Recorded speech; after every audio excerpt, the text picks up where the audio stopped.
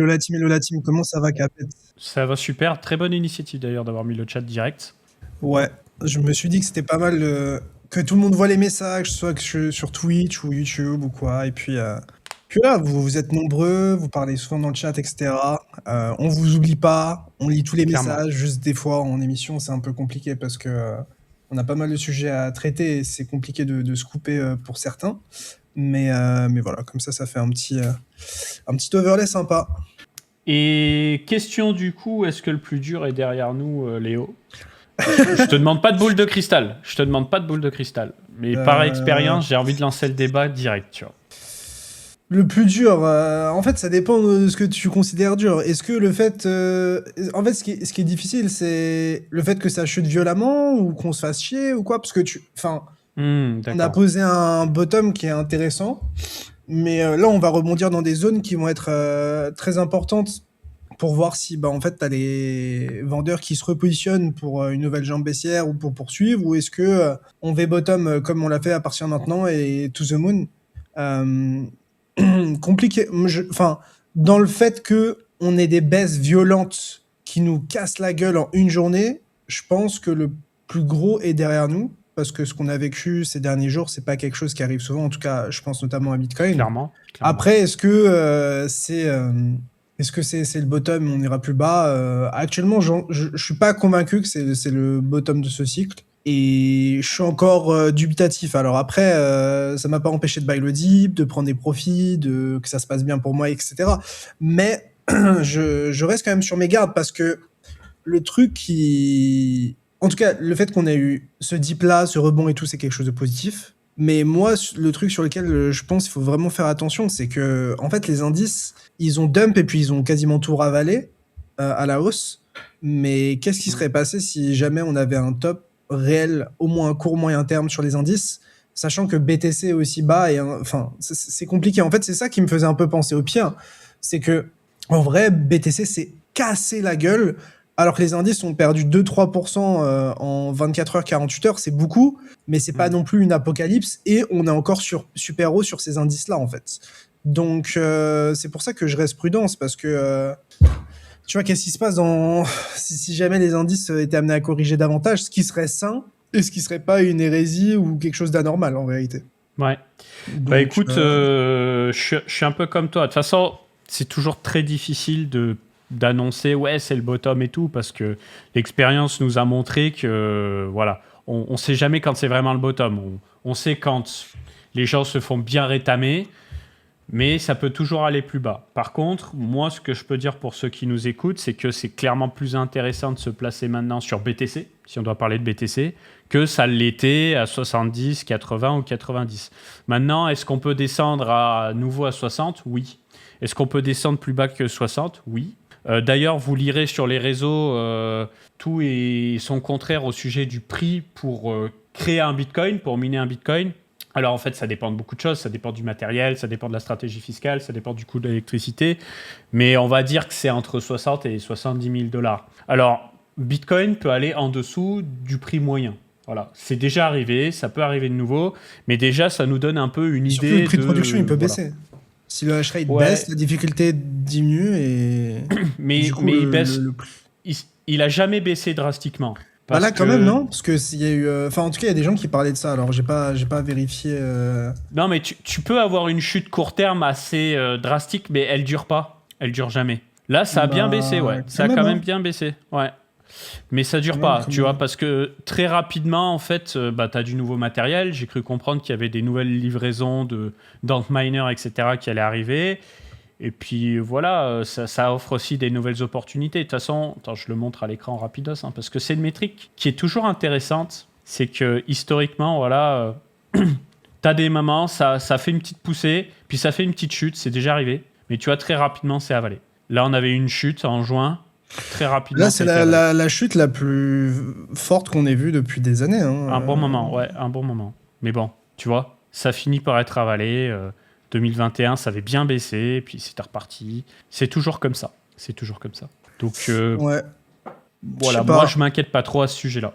Honnêtement, je Moi, en m'inquiète fait, pas trop à ce j'ai niveau-là. toujours beaucoup de stablecoins, hein. Moi, je suis très majoritairement en stablecoin actuellement. Pareil. Euh, Parce que autant, genre quand on était à 60 000 ou 62 000 ou 63 000 ou même peux-tu déployer du capital sur BTC pour au moins un rebond ou des achats long terme, en vrai, je le comprends totalement. Mais autant, je sais pas, moi, en fait, je suis pas pressé. Et je suis pas. Après, je peux prendre des positions sur les dérivés. C'est typiquement ce que je fais régulièrement sur la TradFi, même sur les cryptos et tout. Mais je suis toujours majoritairement en stable parce que jusqu'à maintenant, c'était la meilleure décision en tout cas. Et parce que moi, j'ai pas besoin de prendre de risques nécessairement. Et puis, on a une belle opportunité à 60K et tout. Et je pense que c'était un bon achat, même long terme. Je pense que ça restera un achat qui sera plutôt bon. Mais bon, je suis pas non plus ultra oméga bullish quoi. Ouais. Et en Je plus, tu dose parles de BTC, hein. Les altcoins, c'est pire. ouais, c'est ça. Mais en fait, en tout cas, moi, je parle pour mon cas. Ce dont je suis très content, c'est que, tu vois, quand il y a eu le crash sur BTC et tout cette semaine, je voyais que ça dumpait et tout, et je voyais que j'étais à aucun moment en panique. Dans le sens où, bah, tu vois, il y a d'autres cycles où quand ça baissait aussi fortement, j'étais plus exposé et je le vivais davantage Clairement. mal, dans le sens où, genre, j'avais moins de stablecoin et du coup, j'étais plus dans une situation où je subissais. Et là, je suis très content parce qu'en fait, sur ce crash, sur ce dump, bon, au final, j'ai pas subi, quoi. Dans le sens où, bah, la majorité de mes positions, c'était notamment en stablecoin ou sinon des stratégies pour farmer du yield sur des stablecoins. Donc, je me suis pas du tout senti en danger. Et c'était limite jouissif parce que tu te dis, plus ça baisse, plus ça me crée une opportunité de malade, tu vois. Donc, moi, je me suis fait pas mal d'ordres sur BTC, aussi sur Pump, etc. Même si j'ai déjà pas mal TP sur le rebond parce que voilà, j'ai pas une confiance infinie dans ce rebond et parce que tu vois prendre des 10-15% ou 20% comme ça en quelques heures, bah ça me va très très bien. J'aurais Clairement. probablement eu un comportement différent si on avait méché encore plus bas et qu'on m'avait filé davantage. Mais voilà, mais en tout cas très content d'avoir entre guillemets vécu cette baisse comme ça de cette manière-là, parce que je me rappelle de mes premiers cycles où bah, quand il y avait des baisses aussi fortement, je me faisais casser la gueule, où j'étais... Enfin, en fait, globalement, j'apprends, tu vois. Et après, j'ai aussi pas le même capital, j'ai plus d'expérience, etc. Mais je suis très content de comment je l'ai vécu personnellement. Et ça fait plaisir parce qu'après autant d'expérience, si je m'étais refait casser la gueule pendant ce dump-là, j'aurais eu vraiment le seum, quoi. La lourdeur. Excuse-moi, le chat, vous le voyez en majuscule, hein. J'étais obligé de lui mettre 30 minutes parce que la blague, elle est bien. Tu l'as fait une fois, 2 fois, 4 fois, c'est bon. Bah écoute, moi, j'étais dehors en partie. Il y avait une partie que je pouvais pas vendre parce qu'on est vesté. Mais en fait, moi, c'était déjà pricé dans ma tête depuis longtemps. C'est-à-dire que c'est bon, les altcoins, on a compris. On a compris. C'est un terrain très, très, très, très dangereux. Il peut se passer des bonnes choses dans le futur s'il y a un narratif, mais aujourd'hui, il n'est pas là. Et en fait, quand il n'y a pas, il n'y a pas. Ça ne sert à rien de se dire oui, mais c'est la manipulation, ça va rebondir. C'est pas le Saint-Esprit qui fait rebondir les altcoins. À un moment donné, il faut arrêter les conneries. Aujourd'hui, le capital, s'il a envie de prendre des risques, il ne va pas le prendre sur les altcoins, il va le prendre sur les actions, et plus spécifiquement sur des actions un peu spécifiques, type intelligence artificielle, tout ce qui va être action liée à l'aérospatiale, etc. Donc, ça ne sert à rien de se mentir à soi-même. Moi, c'était déjà pricé. J'ai pris des baisses, on va dire, virtuelles sur des trucs que je ne pouvais pas vendre, mais c'était déjà pricé. Et du coup, ça m'a fait un peu chier, naturellement, parce que plus ça baisse, bah, forcément, moins les gens vont sur Coin Academy, moins les gens suivent les émissions. Donc, ça nous rend le travail un petit peu plus difficile en tant que média. Mais c'est pricé. Donc, on n'est pas spécialement choqué. Ouais, et puis, ce dont je suis plutôt content, c'est qu'au final... je pense que dans dans les dernières émissions et puis même tout ce cycle, on n'a pas non plus fait l'apologie des altcoins. Non. Beaucoup parlé de BTC, de hype et des stablecoins, et ça s'est révélé être les meilleurs plays de ce cycle. Franchement, là, je nous jette des fleurs, hein, mais je sais pas si on réalise l'enchaînement du cycle dernier à ce cycle-là, où on a quand même capté Solana, on a capté hype très très tôt. BTC, moi j'étais en mode c'est full cycle BTC, etc. Je cassais les couilles avec Clairement. BTC, les ETF. Pareil, là, ça s'est super bien passé.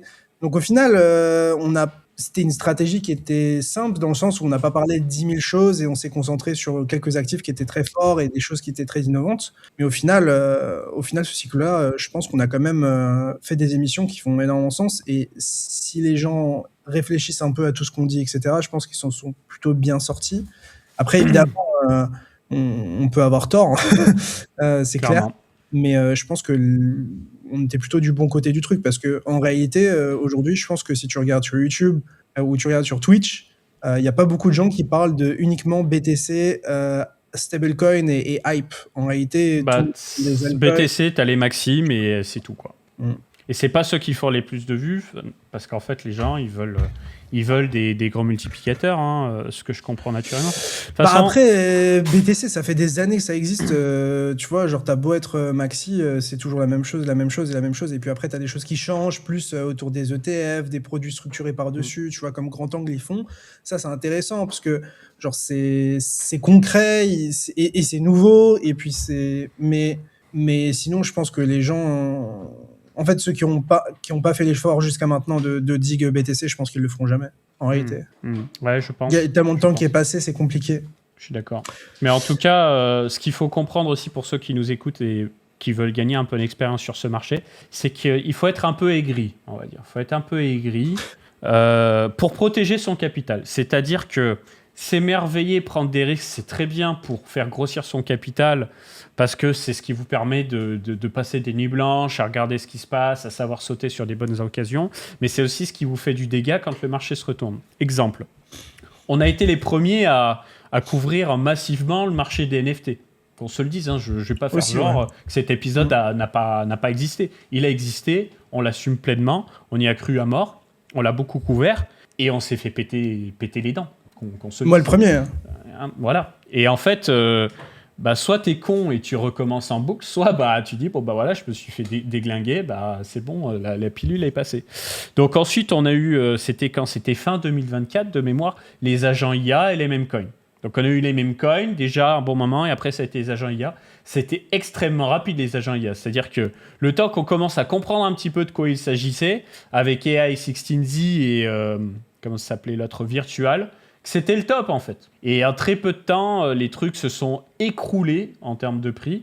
Heureusement, comme nous, on s'était déjà pété les dents sur 10 000 trucs avant, on ne s'est pas surexposé à AI16Z Virtual. Par aigreur, finalement. Donc on ne s'est pas trop fait déglinguer. On en a parlé, mais on vous a dit de faire attention. Et voilà. Et en fait, cette aigreur perpétuelle depuis un certain temps, c'est ce qui nous a sauvés sur ce cycle en fait. On n'a pas fait des extra multiplicateurs. En tout cas pour moi, toi sur Hype ça s'est bien passé pour moi, mais par contre je me suis pas fait déchirer sur toutes les merdes qui passaient. Ouais, clairement. Après, en fait, la leçon qu'on a tirée de ce cycle-là, c'est que... Enfin, on l'a tiré déjà des derniers cycles, mais en fait, il y a plein d'altcoins qui génèrent aucun revenu et qui ont des jetons qui n'ont qui ont aucun underlying, qui ont aucune valeur fondamentale, qui est significative d'une certaine manière. Et en fait, c'est des instruments, c'est des assets qui sont juste ininvestissables. Enfin, en gros, les altcoins, pour la majorité, c'est on prie sur une narrative et que ça pump, même si mon token il vaut 0, que ça génère 0 revenu. En gros, on parie sur une hype et sur globalement du vent ou juste on est hyper early et on avait la vision avant que le token soit vraiment utile, qu'il y ait du buyback, qu'il y ait du revenu, etc.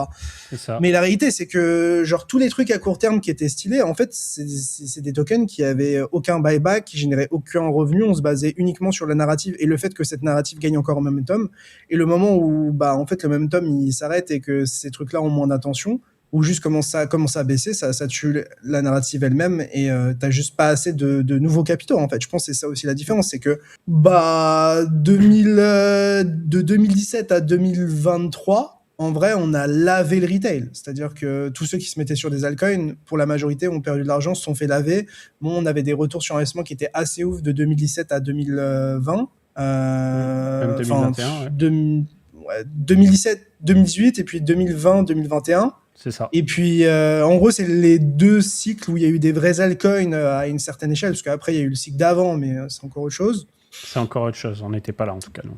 C'est ça. Et Et maintenant, ce cycle-là, en fait, c'est juste que bah, je pense que les gens ils se sont fait trop plumer sur les NFT, sur les altcoins. Les altcoins n'ont pas réussi à avoir une valeur fondamentale qui est assez importante, plein de protocoles qui génèrent pas assez de revenus. Il y a énormément de tokens qui sont déployés et puis en fait, les gens juste sont de plus en plus critiques en fait sur les décisions qu'ils prennent et sur les investissements qu'ils font. Et du coup, c'est pour ça qu'aujourd'hui, l'argent se concentre surtout sur très peu de projets, mais plutôt qualitatifs. Donc, bah, je pense notamment à BTC, à Ether, à Solana, Hype, peut-être Pump d'une certaine manière. Ouais, Puis après, peut-être, ouais. AAV, Morpho, Sky. dans une Sky. certaine mesure, Sky, voilà. Deux, trois. Allez, Ethena, mais Ethena, le token, il est fatigant. Ethena, ouais, le Il token. n'y a pas de buyback actuellement aussi. Enfin, il y avait des buybacks vers un fonds qu'ils ont déployé. Enfin bref, c'est compliqué. Cyrup aussi. Mais au final, le cycle d'avant, tu étais capable de citer 10 à 30 fois plus d'altcoins qui avaient performé et qui, tu vois. Donc là, tout s'est reconcentré et les gens sont beaucoup plus critiques. Et je pense que ça s'est aussi fait par les ETF, parce qu'en fait, les ETF, ils ont poussé tous les capitaux vers BTC puis Ether. Pareil avec les dates. Et puis, c'était juste EV+, de se positionner sur ces assets-là, parce que tu savais qu'il y a du capital frais qui allait débarquer, qui allait rentrer et qui voulait acheter. Là où sur les altcoins, tu n'avais pas cette garantie-là. Et puis, une fois que les plus gros assets qui ont eu les plus gros inflows sur les ETF, dont BTC, ETH, se sont cassés la gueule, bah, le reste qui valait pas grand-chose, c'est encore plus cassé la gueule. Ouais. Donc voilà. Après, moi, je pense que au final, c'est une purge qui est très difficile, parce que, enfin, on va se dire les choses. Les gens qui ont investi dans les altcoins se sont fait déchirer. Moi, j'ai fait même des investissements early stage, et toi aussi. Et de toute façon, c'est toujours la même chose. T'en as 1, 2, 3, 4 qui performent de manière incroyable. T'as tout le reste où genre t'es BE ou en divisé par 2. Et puis une autre majorité où genre ça va juste à 0. Donc, c'était de la merde. C'est ça. Bah, en fait, c'était de la merde. C'était de la merde. Le truc, c'est que par exemple, quand on a fait ces investissements-là, il n'y avait pas encore les ETF. On pensait encore que les cycles allaient se répéter, ou en tout cas que sur les altcoins, il y allait. Et le marché a changé, hein, concrètement. Bah, c'est ça. Et puis après, voilà, comme tu disais, tous ceux qui voulaient prendre du risque. Enfin, en fait, je pense qu'on a fait beaucoup plus le pont aussi crypto TradFi. Je pense qu'il y a plein de gens qui se sont fait déchirer sur les cryptos et qui ont juste dit, bah vas-y, bah moi ça me casse les couilles, juste je me mets en bourse. Et voilà. Et puis après, c'est le moment où on a vu tous les ETF, on a vu Finari, etc. Enfin... Pour ceux qui nous écoutent, pour résumer, parce que c'est facile de dire après court c'était de la merde, mais pour faire très court, nous on est arrivé dans les cryptos vraiment en 2017. C'était la ruée vers l'or. C'était Bitcoin, Ethereum, Ethereum Killer, ICO, c'était la ruée vers l'or.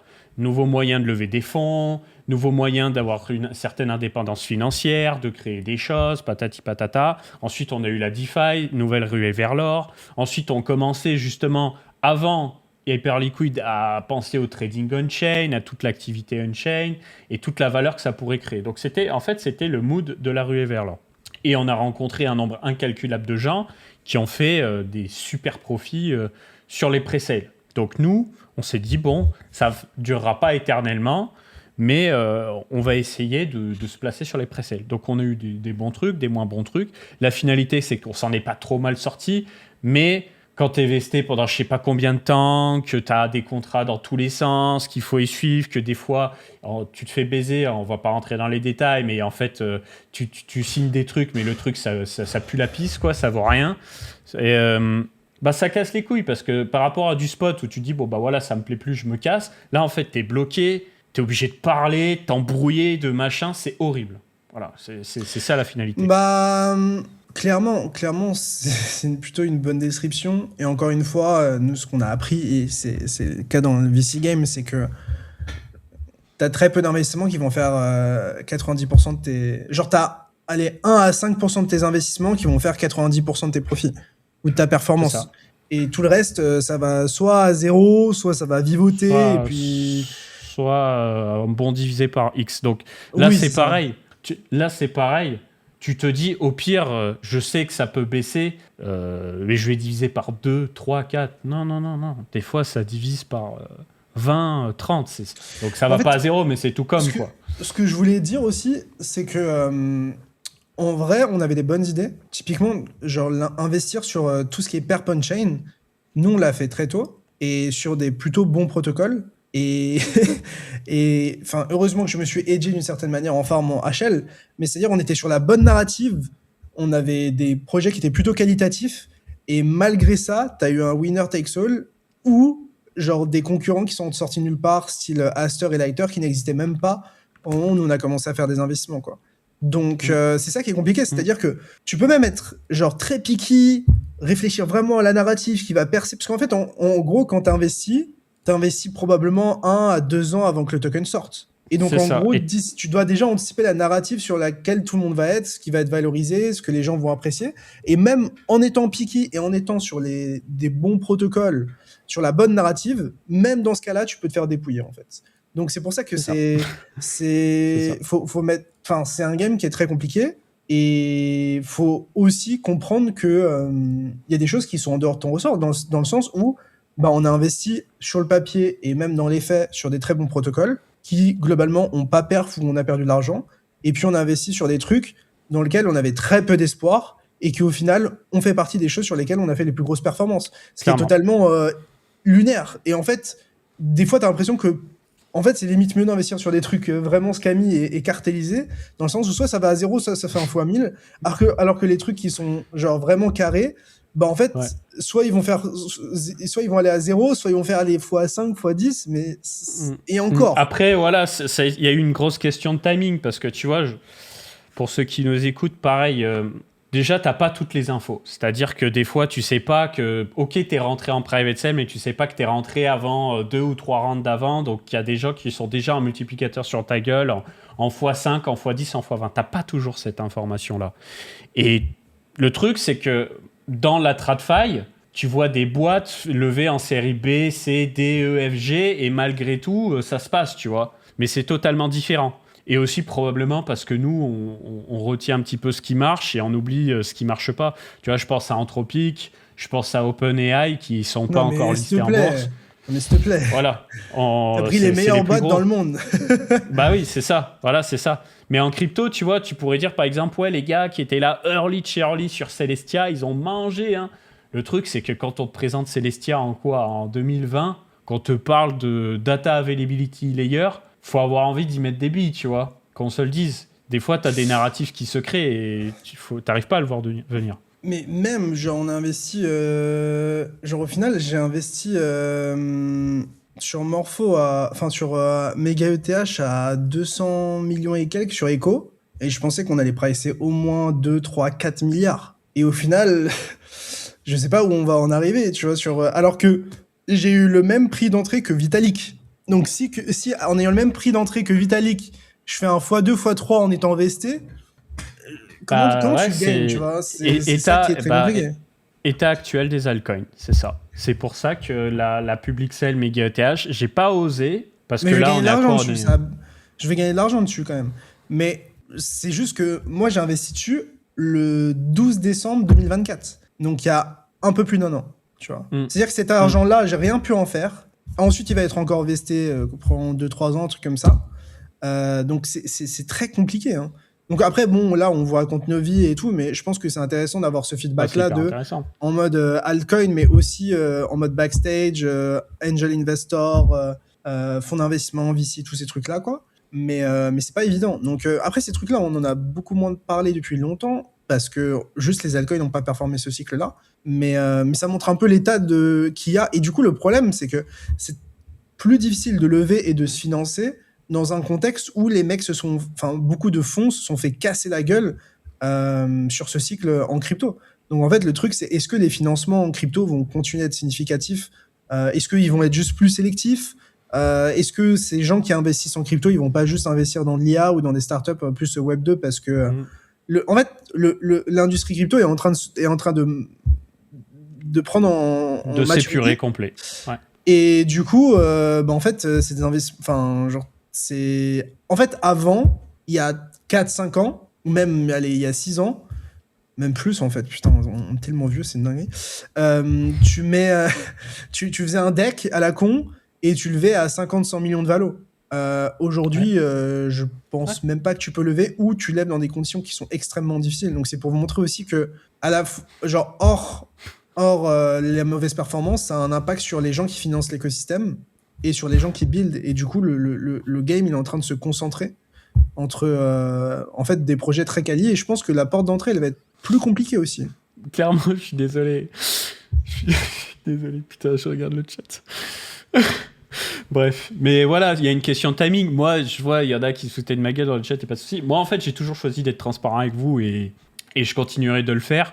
C'est qu'il faut faire. En fait, on est tellement dans un game de menteurs parfois que si tu fais pas preuve d'humilité, tu sers à rien. On pourrait bomber le torse et vous parler exclusivement de quand ça va bien et de vous parler quand ça va pas, mais en fait, vous apprenez rien du tout et vous allez vous faire déglinguer. Et au bout d'un moment, vous allez pas revenir parce que vous êtes là en mode il sert à rien ce type, quoi. Donc moi, je préfère être transparent. Et voilà, hein, là, on est dehors, on regarde ce qui se passe et on sait que c'est cyclique. Encore une fois, on sait que c'est cyclique.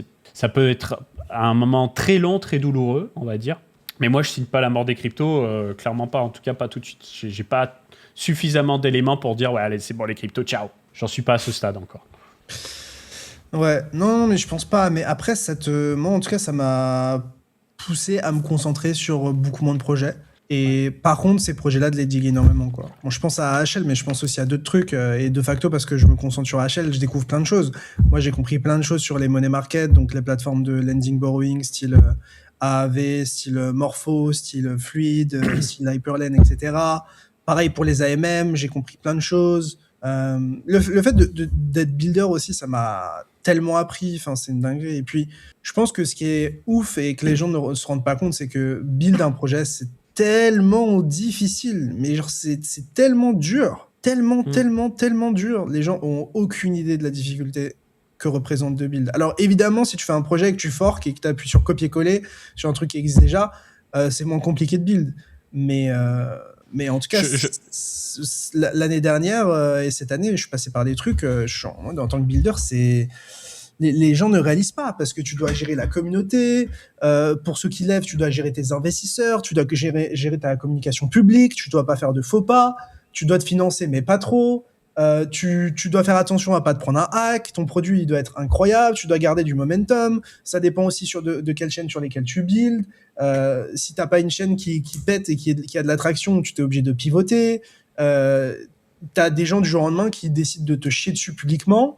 Tu te prends des attaques, t'as des gens qui se regroupent parce qu'ils sont investisseurs dans d'autres projets et du coup ils défendent leur bague et du coup en moyen de défendre leur bague c'est de t'attaquer toi alors que t'as rien fait et puis même au-delà de ça, genre quand t'es français, tu te fais chier à la gueule parce que genre t'es français par la commu. Ah, c'est un projet français, du coup ça va aller à zéro, mais héros, genre je serais juste né dans un autre pays, le projet vaut la même chose alors que j'ai le même cerveau, j'ai les mêmes moyens, j'ai le même tout, tu vois, c'est frustrant aussi, tu vois, quand tu... Ouais, mais parce qu'on a eu tellement de French scammers aussi, c'est ça la vérité, hein, faut pas se mentir. J'aimerais qu'on parle de ça, Léo.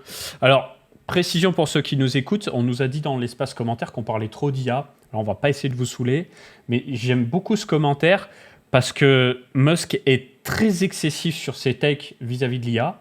Et j'avais prévu dans cette émission de vous parler aussi de Sam Altman, qui lui ne parle pas de disparition de la monnaie, mais de déflation à cause de l'IA. Donc, pour te donner un petit peu de contexte, Léo, l'idée, c'est de dire l'IA va tellement transformer toutes les industries que le coût de produire du software et probablement beaucoup de choses qui vont être automatisées va chuter drastiquement, ce qui fait que la monnaie va devenir plus précieuse, donc plus rare. Et que les prix de beaucoup de produits à la consommation, biens et services, vont chuter drastiquement. Qu'est-ce que t'en penses, toi ?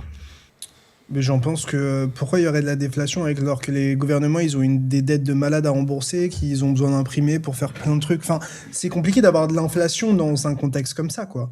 Parce que en gros, l'intérêt de l'État, c'est de dévaluer la monnaie pas trop fortement, mais pas trop rapidement, mais assez pour que sa dette vale moins et pour pouvoir financer ses dépenses parce qu'ils dépensent comme des goinfres par rapport à ce qu'ils récupèrent. Donc, dans ce contexte-là, je sais pas. Après, je suis pas Elon Musk, j'ai pas un cerveau aussi bien fait que lui, je suis pas l'homme le plus riche sur Terre. Mais en tout cas, moi, ton père était pas trafiquant de diamants non plus, donc c'est vrai que ça aide un petit peu. Et d'ailleurs, j'ai vu une vidéo de 40 minutes ou 50 minutes sur Sam Altman qui était très intéressante et qui disait oui, OpenAI, non-profit, moi je fais ça parce que ça me fait kiffer et tout. Et en fait, le mec dans la vidéo t'explique pendant une demi-heure que bah, certes, il fait pas vraiment d'argent sur OpenAI, mais du coup, ce qu'il a fait, c'est qu'il a investi dans toutes les boîtes qui sont liées à l'IA et qui sont liées à OpenAI. Donc, en gros, les sous-traitants, ou genre, par exemple, si l'IA, elle était amenée à créer des problèmes, genre de pouvoir vérifier son identité numérique ou de consommer plus d'énergie, lui, il a investi dans toutes les boîtes qui sont en parallèle sur ça. Donc, en gros, c'est, globalement, il fait style, genre, l'IA, ça va pas trop poser de problème et en gros, je touche rien. Alors qu'à côté, il investit dans toutes les boîtes qui sont des sous-traitants d'OpenAI ou qui sont des boîtes qui vont fleurir avec l'avènement de l'IA et de tous les problèmes aussi qui vont s'en dégager. Donc, j'ai trouvé ça très intéressant. Et oui, Sam Altman, c'est un énorme mytho. Il parlait notamment de la première boîte qu'il a vendue où il disait que j'en ai l'app la plus utilisée. Tu sais, c'est un truc un peu en mode Google Maps, mais tu pouvais voir tes potes dessus et tout. Il disait on avait là les gens. Et au final, il a fini par vendre ça alors qu'il y avait 500 utilisateurs pour genre super cher. Et en gros, ce serait un coup d'insider où en gros, ils auraient vendu ça à un fonds. Mais Sequoia avait investi dans son projet et du coup, en gros, Sequoia a plus ou moins corrompu des gens dans le fonds qui a racheté pour que justement ils le rachètent et puis qu'ils servent d'exit liquidity. Ouais. Et puis après, c'est comme ça que Peter Thiel a pas mal communiqué avec Sam Altman, etc. Enfin, pour tous ceux qui s'intéressent à l'IA, etc., je vous invite vraiment à vous intéresser aux gens qui sont au cœur de ça.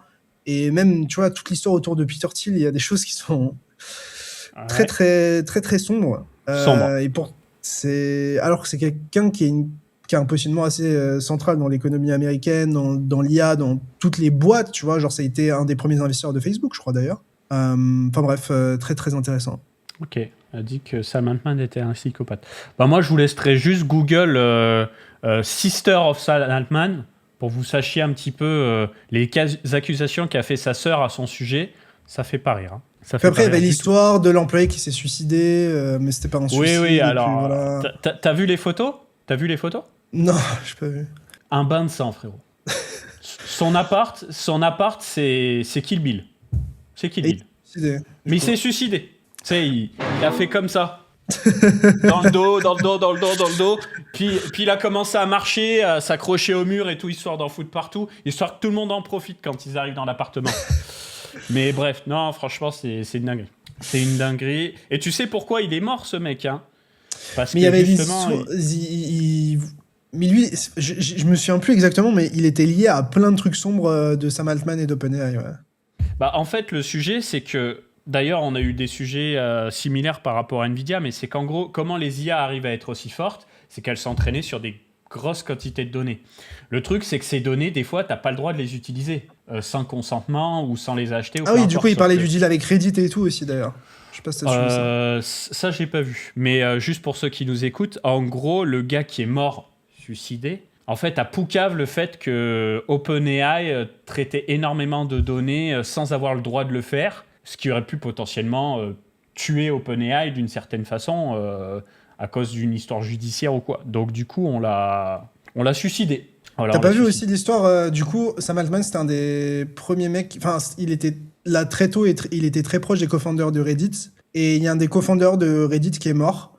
Et genre direct après, il y a Sam Altman qui a négocié avec la direction et la nouvelle direction pour faire un deal où ChatGPT sont en capacité de récupérer toutes les données de Reddit, de tout scraper, etc. Et ils ont signé ça alors qu'ils savaient qu'à ce moment... Enfin, il y a des founders qui disaient qu'ils savaient qu'à ce moment-là, c'était un deal qui était très désavantageux, etc. Il y a plein de trucs autour de ces histoires-là. Donc, sur YouTube, il y a plein de vidéos. N'hésitez pas à regarder, c'est assez enrichissant. Mais bref, là, on est parti loin. Ouais. Mais du coup, pour revenir à l'économie et à l'IA, alors moi, ce que je pense...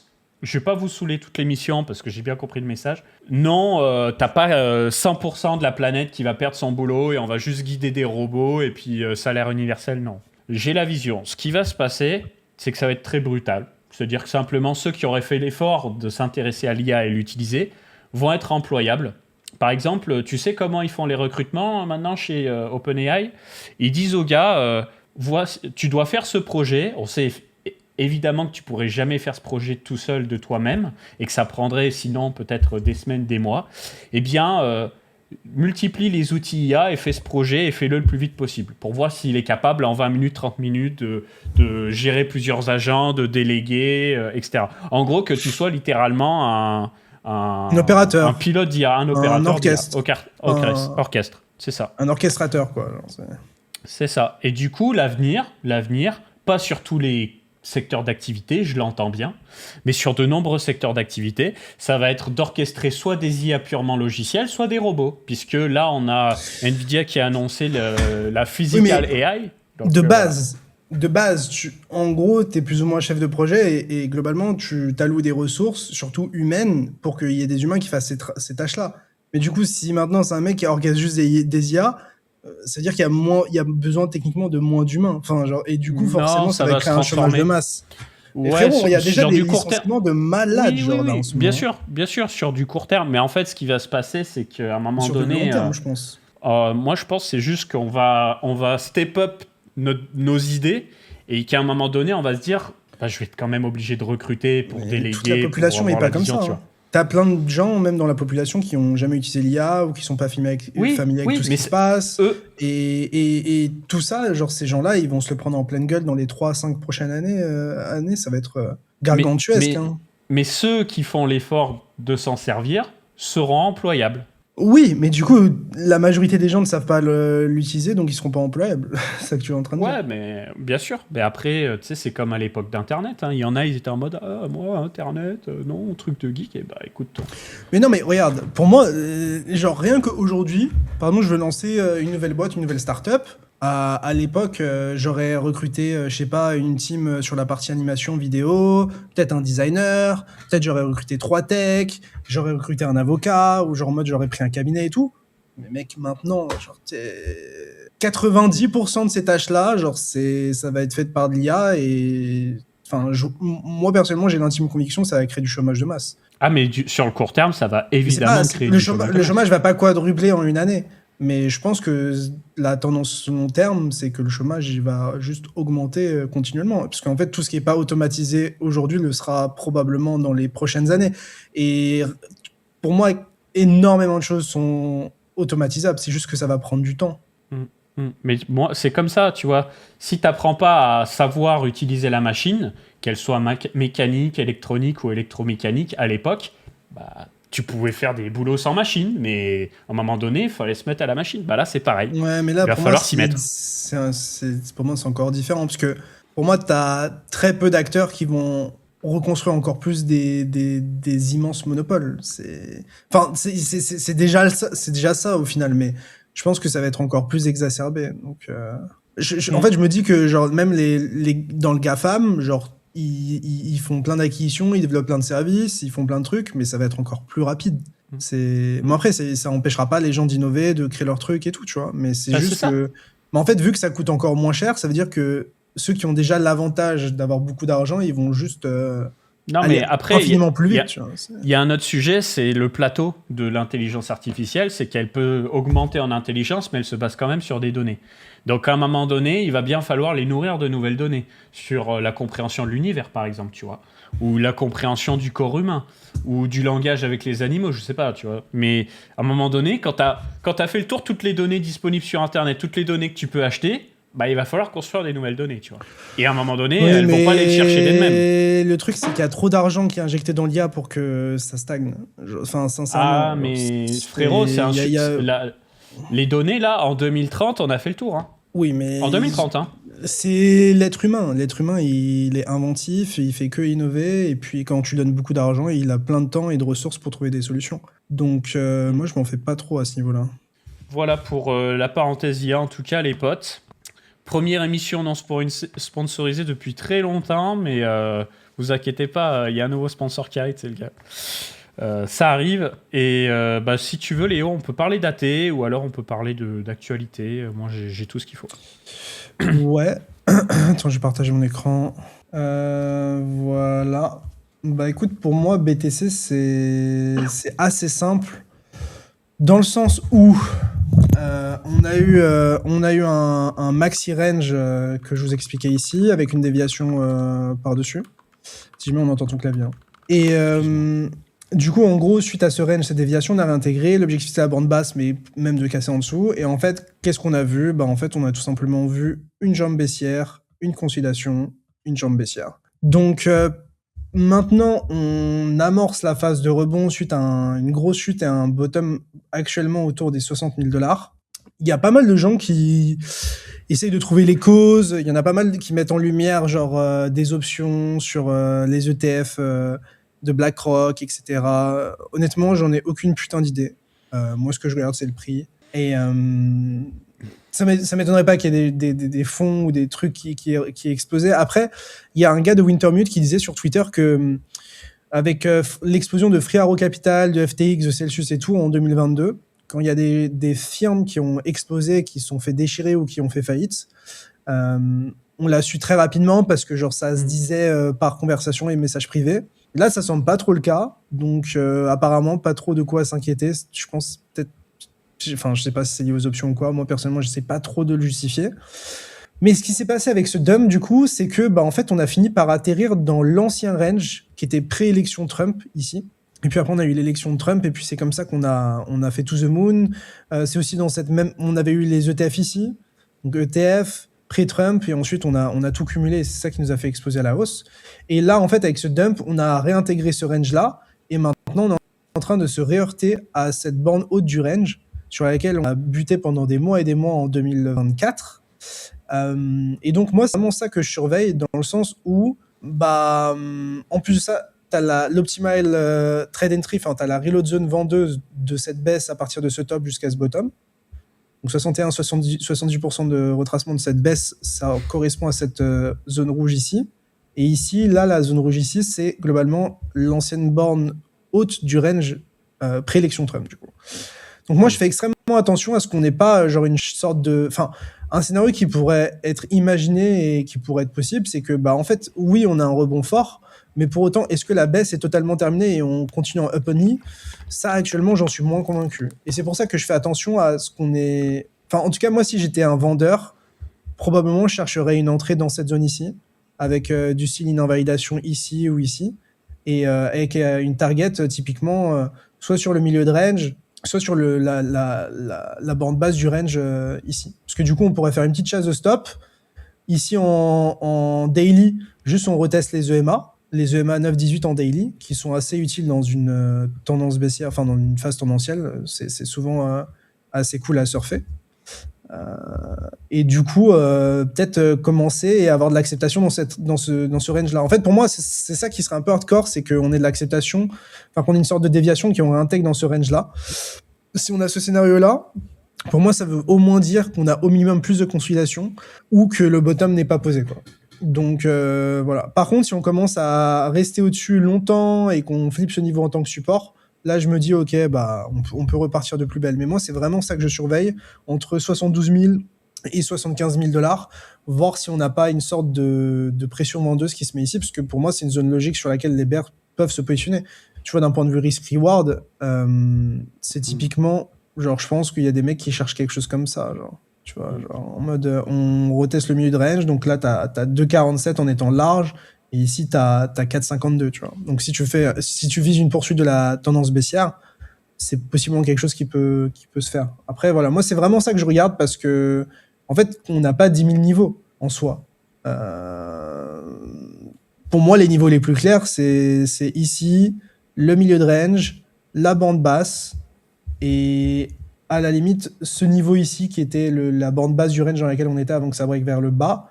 Mais mis à part ça, je trouve qu'il n'y a pas 10 000 niveaux qui sont ultra clairs et sur lesquels on peut se baser. Peut-être, ouais, c'est ça, l'ancienne bande basse du range en mensuel, c'est 80, 80, 82, 84. Donc entre les deux, il n'y a pas grand-chose, et c'est pour ça que, en fait, de ce fait-là, on n'a pas 10 000 prix à regarder, et c'est celui que je regarde le plus.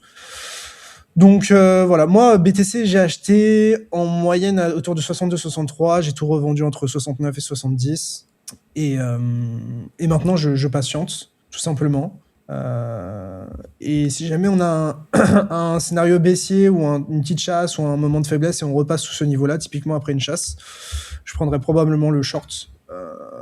Pas avec un gros risque, enfin genre sans risquer énormément, mais c'est typiquement le genre de truc où tout le monde s'enflamme, se dit que le bottom est posé, et en fait ça prend juste plus de temps que prévu en fait. Donc voilà. Pour Ether, sérieusement, je pense que la chart c'est la plus grande blague que j'ai vue depuis un moment. Enfin, je sais pas si on réalise que on a fait 2025, on a fait 1390 $ à 5000 $ into ATH pendant quelques jours ou quelques heures. puis de retour à 1745 $.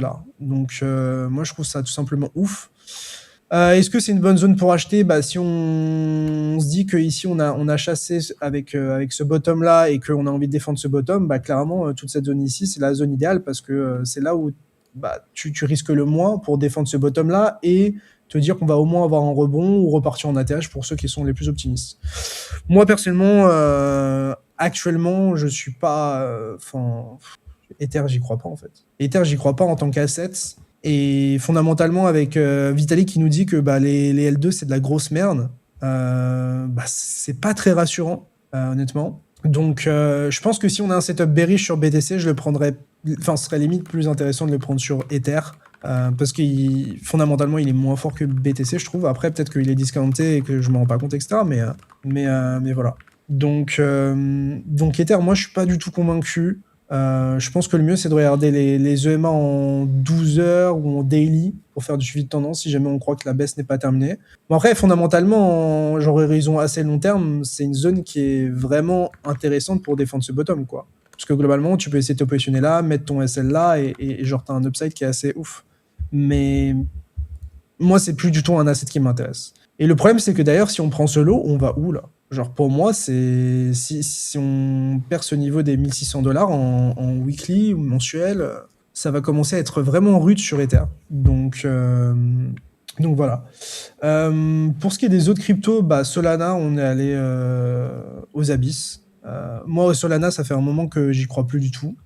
Et que je me dis que bah je sais pas si on retournera sur des niveaux aussi élevés en fait, tout simplement. Mais en fait, l'analyse pour moi elle est très simple, c'est que on a... Alors attends, let me cook. Tac, voilà. Pour moi, on avait une sorte de range qui ressemble à ça sur Solana. Un range qui a duré de... On entend ton clavier si jamais. Hein. Putain, mais c'est un truc de fou. Hein. Qui dure depuis début 2024 jusqu'à fin 2025, après avoir fait un pump de 8 $ jusqu'à 270 $, enfin 290 $ même. Et moi, la question que je me pose, c'est est-ce que tout ça, c'était pas juste une énorme distribution et juste on va pas retracer plus profondément sur Solana? Alors après, peut-être que je suis genre Omega bearish et que je suis fou allié de penser ça, mais honnêtement, moi, Solana, il me donne pas du tout envie et j'ai du mal à avoir un avenir genre hyper ultra glorieux en fait, sachant qu'en plus il y a des apps comme PumpFun qui sont les top apps sur Solana qui font que vendre leur sol et que bah, en fait pour moi des chaînes comme Hyperliquid vont juste les déchirer à moyen long terme. Donc voilà, si jamais un rebond, pourquoi pas. Moi en tout cas je pense que c'était un range de distribution jusqu'à ce qu'on le réintègre. Si jamais on commence à récupérer ce niveau et se dire ok on le réutilise comme support, là je pourrais me dire ok c'était peut-être une capitulation et tout, mais tant que c'est pas le cas, moi je pense que la baisse est pas terminée. Et en fait c'est surtout le truc sur lequel vous devez être vraiment vigilant sur Solana. Et encore une fois je vous dis pas vendez vos bagues ou FUD et tout, moi je vous donne juste ma perspective personnelle. Et j'en ai pas, donc ça vous aide aussi à déterminer mon biais. Clairement. Mais concrètement, quand tu as une hausse hyper violente de 6 mois, un peu plus, pour terminer dans un range dans lequel on reste 2 ans, et ensuite on casse ce range à la baisse, moi, c'est pas un truc qui me dit faut acheter. Enfin, justement, je me dis, on a consolidé pendant 2 ans, on vient enfin de casser à la baisse ce range, faut laisser respirer le truc. Donc, moi, Solana, j'arrive pas à y croire, en fait, tout simplement. Après, c'est comme je l'expliquais, si on récupère la borne basse du range autour des 120, 130, je peux changer d'avis. Mais actuellement, je suis pas emballé. Moi, ce qui me donnerait envie d'acheter du Solana, c'est vraiment si ça va extrêmement bas. Bon, après, là, vous me direz qu'on est déjà en reload zone, mais après, en fait, je sais pas si on réalise qu'on est passé dans le même cycle de 8 $ à 290 $. Donc forcément... tous ceux qui ont accumulé ici, ils peuvent dump et genre ils sont toujours en maxi profit en fait. C'est ça aussi le risque, c'est que Solana fasse un peu comme Ethereum en fait, où ça fait comme un giga range et on va chercher du bas, très bas, puis après on remonte, l'espoir se recrée et puis très rapidement les gens vendent pas, ils hold, ils se font casser la gueule. Mais c'est même pas ça. C'est dans la phase où il a range pendant 2 ans, t'as BTC qui s'est envolé, t'as d'autres trucs qui ont performé, tu vois. Donc, moi, franchement, 2 ans de consolidation, on break enfin par le bas. c'est pas le moment où je vais me dire faut acheter parce qu'en fait j'aurais juste la sensation que je peux me faire emporter par un mouvement qui est bien plus puissant et qu'on vient seulement de sortir d'un range. Et il faut pas oublier que les phases de volatilité et de tendance sur Solana, c'est extrêmement violent. Hein. Bon là le range il est vraiment long comparé au reste, mais typiquement regarde, là t'as un range, ensuite t'as une phase d'expansion, T-range phase d'expansion, T-range phase d'expansion, T-range phase d'expansion, et à chaque fois le prix, il fait x2, x3 ou divisé par 2, divisé par 3, tu vois. Donc, comme Ether. Hein. Ether, c'est violent aussi. Hein. Oui, mais là, Solana, c'est encore plus volatile parce que c'est moins capitalisé. Oui. Et on est passé de 8 à 290. Sur Ether, on est passé de 1300, enfin, on est passé de 800 à 5000, tu vois. Donc la différence. Et après, de 5000 à 1006, et c'est pour ça que je pense que ça va faire un peu pareil. En fait, c'est assez simple pour ceux qui nous écoutent et qui sont encore accrochés aux altcoins, et force à vous, parce que c'est dur de faire le deuil sur ça, mais voilà. En gros, là actuellement, c'est simple, c'est que les gens doutent sur toutes les cryptos, mais s'ils devaient en choisir une, ce serait Bitcoin. Mais si l'élan des cryptos repart pour une raison X ou Y, les gens vont aller naturellement sur BTC, BTC, Ether, Solana, Hyperliquid, bon. Et pourquoi pas Mega ETH? J'assume ce que je dis. Pourquoi pas Mega ETH? Après, le token n'est même pas lancé. Donc Non, mais le token n'est pas lancé. Mais en gros, il peut y avoir une activité intéressante sur Mega ETH. Et toute l'activité sur Mega ETH va entraîner du buyback sur Mega ETH. Ouais, après, moi, je suis en mode, pourquoi ce serait différent? Enfin, pour moi, c'est peut-être le seul L2 où ça peut être différent. Et c'est mon dernier espoir. Mais en fait, Mega ETH se bâtit sur une chain où genre le token il va mal lui-même, tu vois. Donc c'est compliqué de valoriser un token sur un écosystème qui va... Enfin, l'écosystème Ethereum, il a une énorme TVL, il y a énormément de gens qui utilisent, c'est incroyable, tu vois. Mais comment il valorise le jeton, faut voir comment on s'y retrouve aussi avec le token Mega. Donc... Ah bah de toute façon, le token Mega, ça va être comme Hype, ça va être buyback avec... Non, il faut doser.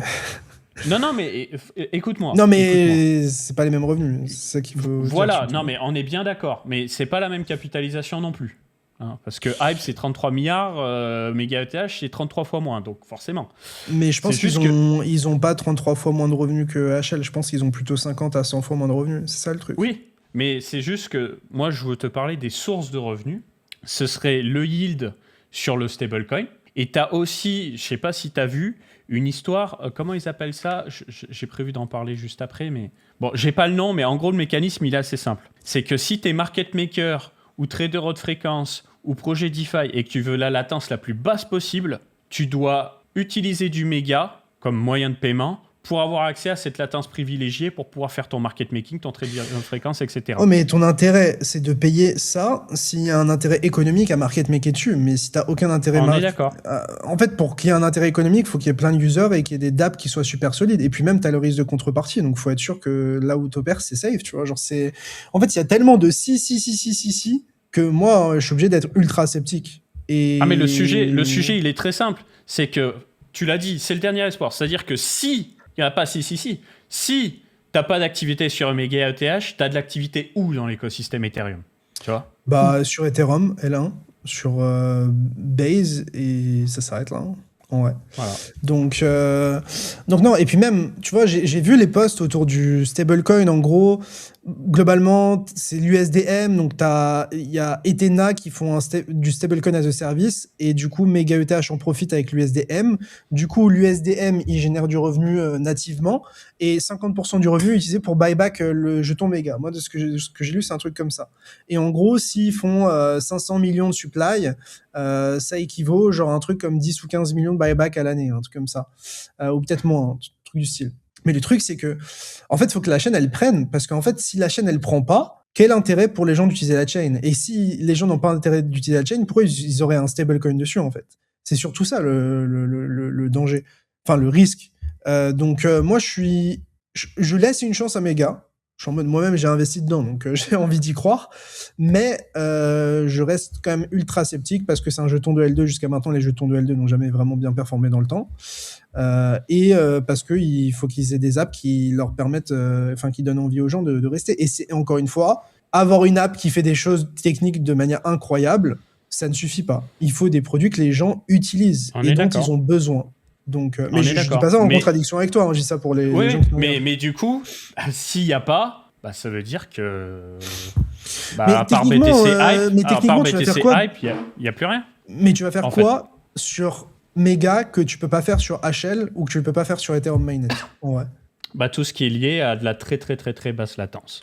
Mais la très très basse latence, c'est quoi? C'est pour faire du trading, en gros. Ouais, bah, Et c'est pour faire du avoir trading, t'as HL. Oui, mais du coup, si tu me dis qu'HL fait tout, pourquoi Binance, OKEx et compagnie existent? Qu'apportent les plateformes centralisées Parce qu'ils par rapport existaient à avant HL? HL. Oui, mais ils apportent aussi des niveaux de latence beaucoup plus bas. Oui, factuellement. D'ailleurs, moi, vu que je build sur HL et que j'étudie tout, je sais exactement. La latence d'HL n'est pas faible. Elle est même très haute. Je crois que c'est Ouais. 800 millisecondes. Donc Mhm. c'est énorme. C'est ça, entre 200 et 800. Ouais. Mais ça fonctionne, il y a énormément de liquidité. Et en fait, pour qu'il y ait des gens qui aient envie de trader, il faut qu'il y ait de la liquidité et des produits qui sont... Donc franchement, je vois pas ça arriver. Hein. Franchement, même dans le meilleur des mondes, ils auront peut-être de l'attraction et tout, mais ça rivalisera jamais avec HL. En tout cas, j'y crois absolument pas. Bah, voilà. je penche plutôt de ton côté aussi. Hein. Je penche plutôt de ton côté. C'est qu'en juste fait, que... le trading, c'est un effet de réseau. Et l'effet de réseau par la liquidité, par les gens qui sont takers, les retail qui ont envie de trader dessus. Enfin, en fait, c'est un peu ce que disaient certaines thèses d'investissement sur les pair decks. C'est un peu un winner takes all parce qu'en fait, une fois que tu as la place qui a le plus de liquidité, le plus gros effet de réseau, le plus de users, tout, c'est très compliqué de faire bouger les gens ensuite après si tu as un produit qui est vraiment sticky. Après, voilà, on a vu avec DYDX que ça a pu changer. On a vu avec GMX que ça pouvait changer. Mais maintenant que Aster et Lighter ont essayé de dégommer HL et qu'ils n'ont pas réussi, j'aurais tendance à penser que c'est un peu différent pour l'instant. Donc voilà. Et sinon, du coup, pour parler de hype, bah écoutez, moi en gros, ce que je partageais, c'était que, en fait, on a eu un gros pump. En fait, en gros, on a eu énorme dump, consolidation, on trouve un support, on passe en dessous, petite déviation, et là on récupère. Et c'est notamment là que j'ai long quand on a récupéré le support. Ensuite, on a pump. Moi, j'ai TP entre 29 et 32, en gros, dans cette zone ici, à partir de ce que j'avais long vers là. Donc, j'ai mangé tout ça, ça me va très bien. Et le prix a buté globalement sur les 38% de retracement de toute la baisse ici. Donc, c'est un niveau assez majeur à tenir. Moi, si j'étais sideline et que je voulais vraiment en acheter à mort, en gros, je regarderais entre 23, donc ici, et idéalement, genre 29. Un truc comme ça. Donc, typiquement, essayer de beat cette zone ici qui était en verte initialement pour essayer d'avoir un prix d'entrée en moyenne ici, dans cette zone-là, avec une invalidation de ce scénario en dessous du bottom. Si on retourne en dessous du bottom, je me casse. Et dans l'espoir qu'on puisse faire un truc comme ça et qu'ensuite on puisse rebondir et catch le truc. Pour autant, à court terme, on est quand même dans une tendance... court moyen terme, on est dans une tendance haussière, dans le sens où on faisait que des creux de plus en plus bas et des sommets de plus en plus bas. Là, on a fait des sommets plus hauts que les précédents, ce qui n'était pas arrivé depuis un moment. C'est la première fois depuis longtemps, depuis cet endroit-là, je pense, même un peu avant. Et en daily, on respecte les EMA, etc. Donc, moi, ce que j'ai fait, c'est que j'ai long tout simplement cette petite conso ici, avec un SL en dessous. Et si jamais ça part, je suis dedans. Si jamais on commence à redump et que BTC est top-ish et que Hype ne résiste pas, j'aurais SL probablement ici. Et à ce moment-là, je viserais en spot une entrée dans cette zone ici, globalement. Donc voilà. Donc court terme, c'est possible qu'on trouve un bottom ici et qu'on rebondisse. Et si jamais on perd ce niveau-là, pour moi, c'est direction dans la zone où on a envie d'acheter à, je dirais, moyen terme sur Hype en spot. Dans tous les cas, moi, mon objectif, c'est de me positionner à l'achat sur Hype. Parce que j'ai pas de hype ou quasiment pas. J'ai d'exposition via les dérivés là actuellement, mais c'est à peu près tout. Et en fait, c'est juste le produit qui a la meilleure croissance en crypto en ce moment, à une certaine échelle, avec les HIP3, les stocks, les indices, les predictions market qui arrivent, le portfolio margin qui va arriver, le BLP, tous ces trucs-là. Ça va créer beaucoup de catalystes. Après, encore une fois, il faudrait que le prix tienne. Mais objectif, tenter un petit long sur les dérivés ici avec un SL ici. Et si jamais ça casse, trouver une entrée assez cool avec des ordres limites en spot dans cette zone ici. Et après, si on invalide tous mes scénarios, je me casse autour des $21 ici, sur les dérivés autour des 30, quoi. En gros, dans l'idée. Par contre, si on commence à péter ce niveau des 38%, Bon, on a les 40 qui va être un gros niveau, mais ensuite, quand on pète les 38%, l'objectif c'est quoi? C'est 61 à 78% de retracement. Donc si jamais on commence à break le niveau des 35 ici, et qu'on l'utilise par exemple en tant que support, pour moi l'objectif direct après c'est 44 à 50. Et ensuite, si jamais on galère, on pourra repousser, trouver d'autres scénarios, etc. Mais dans tous les cas, moi, mon objectif, c'est d'être dans Hype avant qu'il fasse un nouvel ATH et de me positionner, quoi. Le plus possible en spot, mais dans des scénarios un peu plus intermédiaires sur les dérivés pour du plus court terme, on va dire. Donc, voilà un peu la vision que j'ai sur Hype. Alors après, je vous épargne un peu toutes les stats sur les revenus, mais globalement, sur les revenus, on est remonté à peu près autour du milliard, 1 milliard 200 millions annualisés, sachant que le market cap est autour de 9-10 milliards. C'est-à-dire que au rate actuel, il y a 10% du supply en circulation qui est racheté chaque année. Et en plus de ça, on dirait qu'ils ont une politique où ils n'ont pas envie d'émettre trop de jetons. La team, d'un point de vue vesting, gère plutôt bien. Et en fait, je pense pas que le circulating supply va augmenter drastiquement à court moyen terme. Bon, après, je pense toujours que cette année, il peut y avoir un airdrop, mais je pense pas que ça va être un airdrop qui sera gigantesque. Je pense que ce sera peut-être 5-10% du total, enfin, allez, je dirais 10% du circulating supply actuel. Allez, 10-15% peut-être, 15% du circulating supply actuel. Mais je les vois pas airdrop davantage. Clairement. Et voilà. Aucun Moi, intérêt. je pense que... T'as vu la paire du vol de la Sense Fund? Non, tu parles de la paire du HLP du coup. Mais oui, le HLP... J'ai une question pour toi, Léo, tiens, après. Fait des belles perfs pour backstop les liquidations. Ouais. S'ils airdroppaient des miettes, tu vois, genre 1 ou 2%, tu penses que les gens le prendraient mal ou pas? 1-2% de quoi? Du total supply de Hype. Genre, vraiment, il faut un airdrop, mais il donne un tout petit peu parce que finalement, ça représente tellement d'argent que ça reste quand même énorme. Mais à l'échelle du supply, pas énorme. Tu penses que les gens le prendraient mal ou pas? En fait, il reste 40% à distribuer. Et s'il donne 2%, ça fait 5%.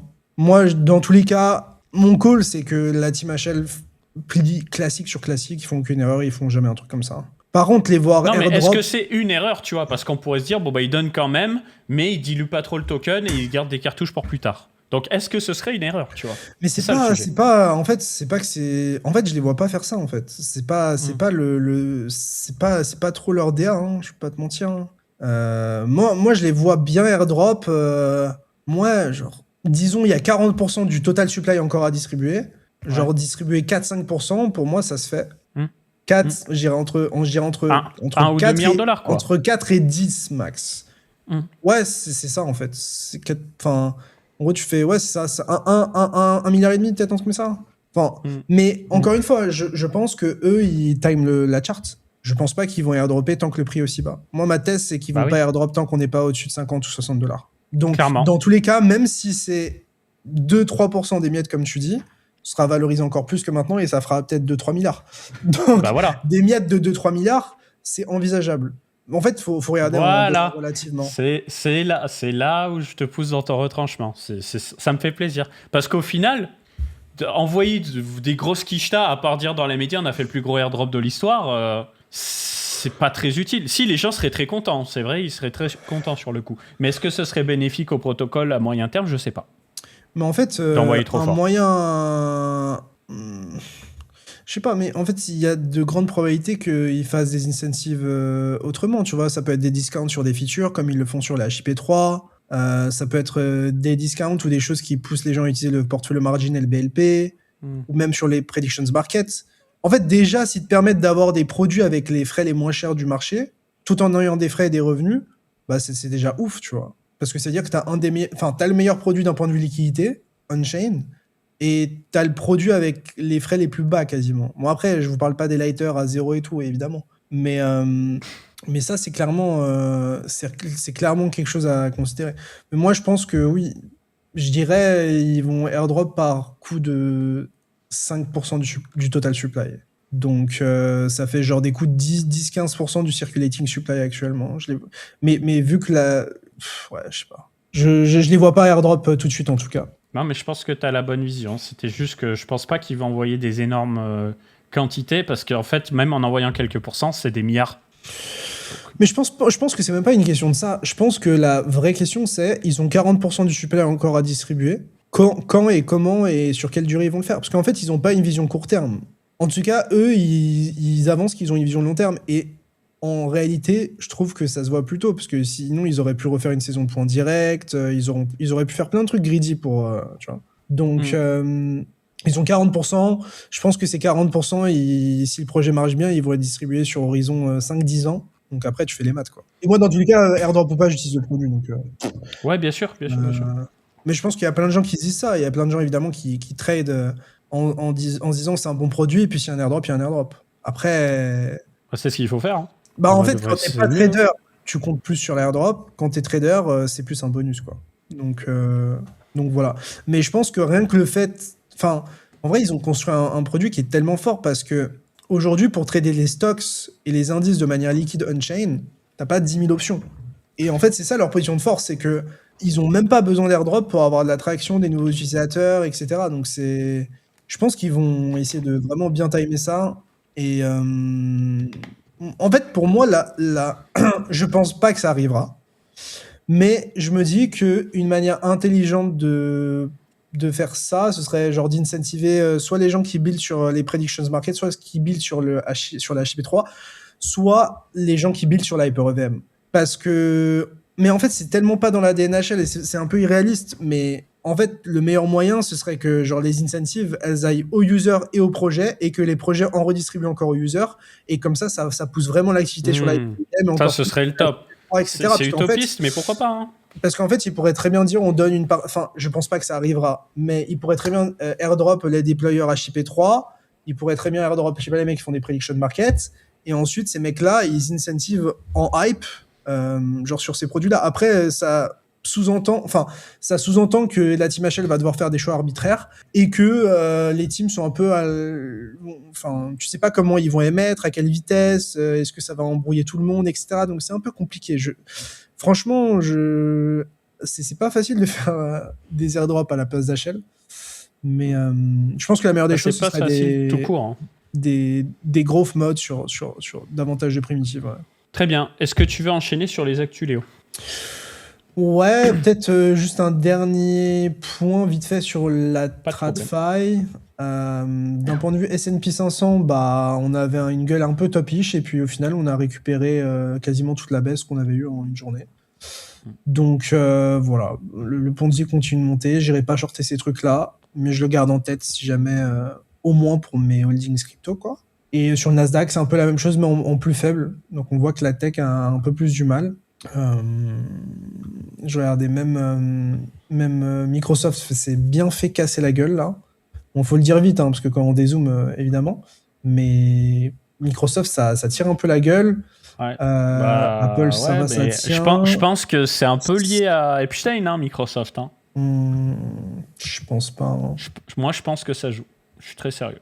Moi, je pense pas. Hein. Je pense pas en vrai. Puis Amazon aussi. Amazon qui s'est cassé la gueule, Google qui corrige un petit peu, Meta qui a un peu de mal, Microsoft aussi, Tesla aussi qui a un petit peu d'homme. Donc ouais, la tech est un peu en train de retracer.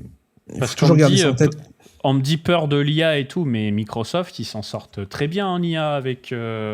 Ils ont GitHub Copilot, ils s'en sortent très bien en IA, les gars, Microsoft. Mais c'est pas ça, c'est que Microsoft a investi partout, surtout. En plus, clairement. Et puis après, ils ont tout leur cloud avec Microsoft Azure et tous ces trucs-là. En gros, c'était ça. Ils ont fait un investissement à un moment de 13 milliards dans OpenAI. Et quand c'est passé de non-profit à for-profit, ils en parlaient dans la vidéo d'ailleurs dont je parlais tout à l'heure. Et une grosse partie était notamment liée au fait que OpenAI utiliserait les services de cloud et l'infrastructure technique de Microsoft pour build de l'IA. Donc évidemment, en fait, de toute façon, je pense que dans le chat vous le savez, mais c'est toujours la même chose. T'as Nvidia qui a investi dans OpenAI pour qu'ils achètent leur puce, et puis t'as Microsoft qui a investi dans OpenAI pour qu'ils utilisent leur cloud, et puis en fait, ils sont tous interconnectés. Donc quand il y en a un qui va mal, tout va pas super bien, parce qu'ils sont ultra corrélés du fait que en fait financièrement ils sont hyper liés, quoi. Et on dit c'est à cause des résultats Azure, ouais. C'est très probable ça. Après, il y a eu C'est moi les earnings. complotiste. Hein. Il y a eu les earnings, en fait, tout simplement, je crois, c'est ça, ouais. Il y a eu les earnings. En fait, il y a eu les earnings, on était à 480, et puis dans les jours après, on est baissé à 400, tu vois. Donc les earnings, ça a un gros impact à chaque fois. Vas-y, je te laisse reprendre la main, peut-être, sur les actus. Avec grand plaisir, la team. Déjà, vous êtes plus nombreux que d'habitude. Ça fait super plaisir, les potes. Ça se connecte au stream en mode, bon, ils vont m'expliquer où sont passés mes sous et quand ils reviennent. Ouais, c'est à peu près ça. Donc écoutez, on est parti. Donc, attends, est-ce que j'ai mis le mode dessin? Oui. Bon, chute massive des cryptos, je pense que vous êtes au courant. Hein. Mais pour vous donner un petit peu plus de détails, en fait, on est quand même à moins 50% depuis le top sur BTC, puisqu'on était à plus de 126 000 $. Là, on est allé à 60 000 $. Donc, on a plus de 50% en réalité, c'est assez fou. Sur la partie globale du marché, on a fait disparaître 2000 milliards de dollars. Donc, c'est quand même assez énorme. Et du côté d'Ether, de son côté, lui, il est à moins 57% depuis son top qui était de quasiment 5 000 $. On est descendu à 1750 $. Où il y a eu un rebond assez intéressant. Maintenant, on reste très frileux. Et on va voir. Moi, je vous avoue que j'ai pas eu les couilles de bit sur Ether, ça a été tellement violent. J'étais pas dans ce mood-là, j'étais sur autre chose, j'étais sur mes trucs d'intelligence artificielle. J'y suis pas allé, mais je pense que c'était une zone très intéressante ici. Par contre, il se pourrait bien qu'on y retourne. Ensuite, pour continuer de parler d'Ether, écoutez, simple, hein. On a Vitalik qui voit la lumière. Il semblerait qu'il voit la lumière, le bonhomme, et qui nous dit, voilà, en gros, on en a un peu marre de toutes ces blockchains copier-coller les unes des autres. Et en fait, quand il dit blockchain copier-coller, il dit littéralement les layers 2, multiplication des layers 2 sans la moindre innovation. Parce que voilà, c'est juste des L2 optimistes avec un écosystème inexistant, histoire de sortir un jeton, lever des fonds, mais il s'y passe rien. Il reste pas grand-chose dans tout ça. Donc il dit les L2, oui, mais des L2 qui apportent vraiment quelque chose. Donc les narratifs qui ont été cités principalement, c'est la privacy, où on pense naturellement à Starknet et à Aztec. D'ailleurs, Aztec a un peu bité, on va pas se mentir. C'était très attendu à l'époque. Et après, ça va être justement l'efficacité spécifique aux applications et à la latence ultra basse. Et là, je me suis permis de noter des noms. Hein. MegaETH, RiseChain, qui est le concurrent direct de MegaETH, et Fuel Network, dont on parle jamais, puisque le token n'a absolument pas marché et que l'écosystème, il n'est pas énorme. Mais Fuel Network, c'est un layer d'exécution où ils ont développé leur propre langage de programmation qui a été fait spécifiquement pour les performances. Et même si c'est une très grande réussite, au final, même quand tu as une bonne tech, on va dire, ça ne suffit pas. Et comme ils ont fait leur propre langage de programmation, quasiment personne s'est prêté au jeu et il y a quasiment rien dessus. Alors, je sais que Fuel développe un DEX, d'ailleurs, sur leur propre écosystème. Maintenant, est-ce que ça va prendre J'ai mis beaucoup de doutes là-dessus. Donc, ce que dit Vitalik, c'est que maintenant, il va falloir se recentrer un peu plus sur le L1. Ça ne veut pas dire on arrête les L2, hein, mais simplement que maintenant qu'on a enfin les Zero Knowledge et le Real-Time Proving qui arrive, on va pouvoir décupler les performances du Layer 1, donc rester sur les liquidités du Layer 1, rester dans l'écosystème du Layer 1, on va dire, avec une performance de scaling qui va devenir progressivement exceptionnelle. Illimitée, on pourrait presque dire. Donc, il va falloir se recentrer sur le L1 et je pense qu'il dit ça pour deux raisons. Déjà, même si on a toujours un peu tendance à sacraliser Vitalik, voilà, il y a quand même une réalité économique sur Ether, c'est que le ticker Ether, ça va pas du tout. Hein. Et ça va pas du tout parce que justement, l'argent est allé ailleurs. J'avais noté un truc, je vous le retrouve tout de suite. Voilà. Est-ce qu'on peut considérer les Layer 2 comme parasites par rapport au L1 ? Franchement, un peu. Hein. Ici, vous voyez en fait les revenus générés pour ces Layer 2 et ce qu'ils payent au L1. Et vous voyez qu'on est sur des ratios qui sont absolument ridicules. Donc, on peut être dans la branlette intellectuelle. Ouais, it's not a bug, it's a feature, c'est normal, c'est voulu, machin. Là, on voit juste des boîtes on va être factuel. Hein. C'est pas 2 millions de dollars qui auraient fait pump Ethereum. Hein. Non, clairement. Mais c'est toujours ça en moins, quoi. Et le truc, c'est que, en fait, ce qu'il aurait fallu, je pense, je peux me tromper, c'est imposer une espèce de taxe où, effectivement, comme tu le dis, les revenus ne sont pas énormes. Mais pourquoi ils ne sont pas énormes ? Parce que faire des transactions sur ces L2, ça ne coûte rien. Si on les avait rendus à peine plus chers, au lieu d'avoir 20 millions, ça aurait été peut-être 50 ou 100. Et là, on commence un peu plus à parler déjà en termes de revenus annualisés. Et là, le truc, c'est qu'on a tellement poussé les prix vers le bas en se disant, de toute façon, c'est positif, on va avoir plus de volume, mais après, donc si ça va c'est créer plus de cher, l'activité. autant aller sur Ethereum presque, t'as envie de dire. Parce que l'argument, c'est que c'était plus rapide et que c'était moins cher.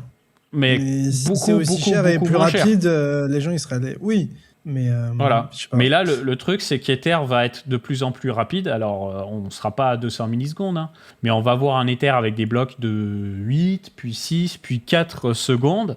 Donc, ça va commencer à être un petit peu plus intéressant, avec une finalité aussi d'un bloc ou de 3 blocs. Donc, on aura une vraie finalité de moins de 12 secondes très bientôt.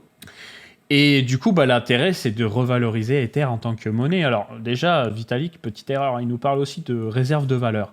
Et il nous parle il considère Ether comme une app sur Ethereum. Une app. Mais tu vois, il parle pas de monnaie. Moi, ça me gêne un peu qu'ils disent c'est une réserve de valeur et pas une monnaie. Parce qu'il devrait dire c'est une monnaie. C'est une monnaie carburant, j'ai noté ça comme ça. Une monnaie carburant pour tout l'écosystème. S'il valorise pas son Ether comme monnaie, c'est une réserve de valeur de quoi par rapport à Bitcoin. Il est beaucoup plus émis. On ne comprend pas trop ce qui se passe au niveau de l'inflation, de la déflation. C'est pas la meilleure des réserves de valeur. Bitcoin est une bien meilleure réserve de valeur. Donc, il ferait mieux de valoriser ça en tant que monnaie. Donc, voilà, message de Vitalik. Les L2, oui, mais pour apporter des nouvelles fonctionnalités. Par contre, voilà, si vous étiez encore exposé à des tokens de L2, force à vous. Hein, je fais partie des blessés avec vous, hein, avec Starknet. Mais mettez pas les pieds là-dedans, quoi. Mettez pas les pieds là-dedans. Et même MegaETH, je parlais de MegaETH pour défendre un petit peu le diable, j'ai absolument pas envie d'acheter du MegaETH, je vous le dis sincèrement. Si on voit des choses, si on voit des revenus et du buyback et du machin, on pourra commencer à discuter naturellement. Mais là, j'ai pas envie. Franchement, avec tout ce qu'on a vu sur les tokens de L2, j'ai juste pas envie. Voilà. Ensuite, j'enchaîne un petit peu. Du coup, le mainnet de MegaETH sera le 9 février, mais la sortie du jeton ne se fera pas le 9 février, ça se fera après, parce qu'ils doivent apparemment remplir certains KPI, et c'est seulement après avoir rempli ces fameux KPI que le jeton va sortir. Donc, ça c'est s'il y a un certain nombre d'apps ou si l'USDM, qui est le stablecoin, atteint une certaine TVL, je crois. Il me semble que c'est ça. Voilà. Donc voilà, après j'explique un peu plus en détail justement ce dont je te parlais tout à l'heure, le fait de bid pour avoir un serveur qui est en colocation avec le séquenceur pour avoir une latence ultra basse. Alors pour ceux qui me disent oui, mais c'est très technique, ta latence, on s'en fout de la latence, pas tout à fait. Parce qu'en fait, les traders algorithmiques, c'est-à-dire un être humain qui clique, il s'en fout que ce soit 100 ou 200 millisecondes, ça va rien lui changer. On est bien d'accord. Mais ceux qui vont commencer à utiliser des robots pour automatiser du trading, pour poser des ordres, les enlever, pour faire du market making et en fait manger sur la gueule du retail, ils ont tout intérêt à ce que la latence soit ultra basse. Donc là, à ce moment-là, ça devient un jeu entre traders algorithmiques, ce qui peut créer en fait une activité économique positive pour pousser les prix vers le bas. Ce qui pourrait potentiellement, je mets une parenthèse sur le potentiellement, apporter quelque chose que vous ne voyez pas, par exemple, sur Hyperliquid ou sur Paradex ou sur d'autres. C'est comme sur Maintenant, HL. on va voir. Quand tu es validateur, tu as un avantage sur les autres parce que tu peux intégrer les transactions dans les blocs plus rapidement, tu as une latence qui est plus faible, etc. Et c'est pour ça que tu as beaucoup d'entités très importantes qui essayent d'être validateurs. Tu as notamment des validateurs qui vendent des accès de trading low latency pour des market makers, etc. Tu vois, sur Hyperliquid, c'est un truc qui n'est pas trop connu et su. Mais il y a plein de validateurs qui font du business autour de ça. Donc, c'est pour ça que tu parles de ça sur MegaETH. Ça serait exactement tout la même chose. chose. Tout comme quand on vous parle de MEV sur Solana ou sur Ether, c'est pareil. Par exemple, tous ceux qui sont bons copains avec les validateurs sur Ether ou sur Solana, en fait, ils ont accès à une information plus tôt, donc ils arrivent à mieux travailler avec leurs algos, donc manger sur la gueule du retail. Soit pour des attaques sandwich, soit pour du market making, soit pour de l'arbitrage. Tout simplement, de l'arbitrage en DeFi. Donc ça crée des nouvelles possibilités. Maintenant, là où je rejoins totalement Léo, c'est que les possibilités, elles sont là, mais est-ce qu'elles vont être exploitées? Est-ce que ça va créer une vraie activité économique, un vrai sujet? À voir, parce que pour le moment, il ne se passe pas grand-chose. En fait, pour qu'il y ait un intérêt pour les market makers, les traders algo et tous ces trucs-là, il faut qu'il y ait de l'activité. Et qu'il y ait du capital, et qu'il y ait de la TVL, et qu'il y ait des gens qui sont actifs, qui transactent, en fait. Tant qu'il n'y a pas ça, moins il y a d'activité, moins il y a de revenus à tirer de tout ça, en fait. C'est aussi simple que ça. C'est ça. Voilà, ensuite, Tether s'est pris un petit stop. Tout simplement, il voulait 500 milliards de dollars pendant que c'était encore le top de la bulle des stablecoins. Voilà, ça s'est calmé. Donc ce sera finalement pas 500 milliards de dollars, mais probablement 4 fois moins, quelque chose autour des 125 milliards de dollars ou peut-être 150 milliards de dollars. Donc affaire à suivre. Il minimise un petit peu l'effet. Il faut savoir que si Tether avait vraiment validé sa valorisation de 500 milliards de dollars, ce serait valorisé autant que Mastercard. Juste pour que vous imaginiez le délire que c'est. Ou ASML. Après, c'est en dehors des États, je crois que c'est le plus gros détenteur d'obligations américaines et d'or. Ouais. Je crois que c'est les deux. Ouais, c'est un gros poisson. Hein. Enfin, ils font quoi? Ils font 4-5 milliards de profits nets par an, je crois, c'est ça? Même plus, hein, je crois. Hein. Même bien plus. Hein, je me demande. J'ai pas l'info. Ensuite, alors ça, c'est le moment fun. Alors pas fun pour Bitob du coup, mais trop drôle ce qui est passé.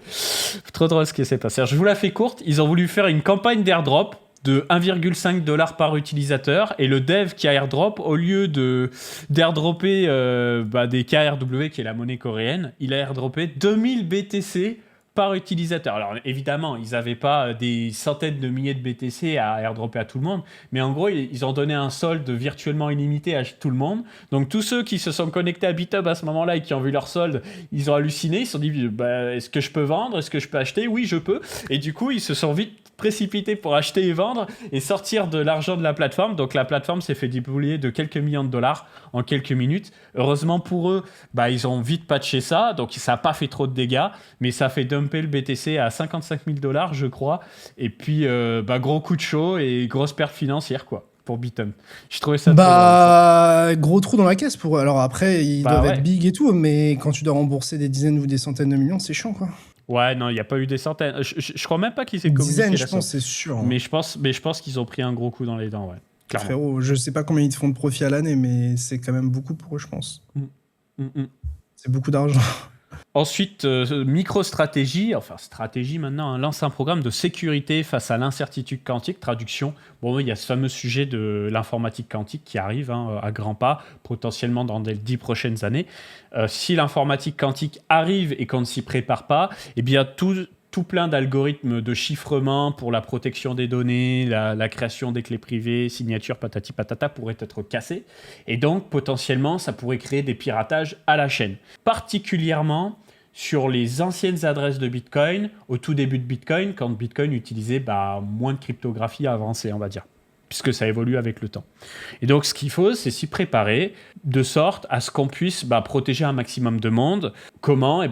Par exemple, en créant des technologies post-quantiques et en invitant les gens qui ont miné les premiers bitcoins à déplacer leurs bitcoins sur des nouvelles adresses qui sont protégées par de la cryptographie beaucoup plus avancée. Donc voilà, c'est un programme qui a été lancé pour le moment avec des spécialistes de la cybersécurité, de bitcoin et des crypto-monnaies. C'est le début, on n'a pas d'idée de budget, mais voilà, c'est un sujet qui va avancer. Pourquoi il fait ça ? Tout simplement parce qu'il y a un doute qui est semé sur le marché des cryptos. L'action MicroStrategy s'est bien pété la gueule, le bitcoin est à moins 50% depuis son ATH, donc c'est une façon aussi de rassurer tout le monde face à l'avenir. Ensuite, petite parenthèse IA, encore une fois, on a xAI, donc l'entreprise derrière X, Twitter, Grok, etc., qui est en train de faire du recrutement pour des experts financiers crypto en télétravail. Alors le but, c'est très simple, c'est qu'aujourd'hui, quand vous utilisez l'intelligence artificielle pour extraire des données en temps réel précises sur les cryptos ou sur la finance de manière générale, les IA ont beaucoup de mal en fait, parce que en général, les IA, ce qu'elles font, c'est soit elles vont chercher en mémoire, donc déjà elles ont des mois de retard, puisqu'en général quand vous utilisez ChatGPT, Gemini ou quoi, vous avez des données qui datent de mai 2025 ou fin 2024 ou autre. Sinon elles vont scraper des données sur internet, en général dans la presse, donc la presse elle va toujours avoir un décalage de quelques heures ou de quelques jours par rapport à l'actualité. Grok est quand même meilleur parce qu'il va sourcer des tweets, mais il n'est pas parfait. Et en plus de ça, il a tendance à toujours répondre avec les mêmes biais. C'est le prix a monté, le prix a baissé. C'est pas des insights qui sont à très grande valeur ajoutée. Donc là, le but, ça va être tout simplement d'enrichir l'IA avec des insights de professionnels du trading. Donc il y a un recrutement qui est fait dans ce sens et c'est explicitement dit expert crypto, expert finance, expert crypto. Donc on va voir. Et je vous dis, si vous aimez utiliser l'intelligence artificielle pour la crypto, utilisez Grok, c'est pour moi le meilleur. C'est le meilleur pour les données en temps réel. Ensuite, MetaMask ouvre l'accès à des actions américaines et ETF tokenisées via Ondo Global Market. Attention cependant, parce que c'est vrai que l'annonce elle est quand même sympa, il y a beaucoup de gens qui ne sont pas éligibles. États-Unis, Royaume-Uni, Canada, tout l'espace économique européen, la Chine, la Russie. Donc tu dis, il reste qui peut l'utiliser ? La Turquie, la Suisse, des pays du Moyen-Orient, d'Amérique latine et du Sud-Est. Donc c'est pas mal, mais ça fait quand même pas mal de gens sur le carreau. Voilà. Et on a eu aussi un piratage de Step Finance, donc Step Finance qui est un des premiers protocoles DeFi historiquement sur Solana. Ils ont eu un trou dans les caisses de 40 millions de dollars. Ils ont pu en récupérer 4,7 millions, mais gros trou dans les caisses. Et sache que c'est pas un piratage lié à une faille de sécurité, c'est un piratage lié à du social engineering apparemment sur les appareils de l'équipe dirigeante de StepN. Donc c'est peut-être un État voyou, c'est peut-être la Corée du Nord, on n'a pas encore d'informations à ce sujet-là. Donc voilà ce que j'avais noté dans les actualités. En parallèle des actualités, eh bien même si le marché il pue des fesses en ce moment, je vous l'accorde, il n'est pas terrible, il y a quand même des bonnes nouvelles à tirer de ce qui se passe en ce moment. La première bonne nouvelle, s'il veut bien charger, c'est que les revenus de Hyperliquid et de PumpFun continuent de s'améliorer. Bon, je vais le laisser charger en attendant.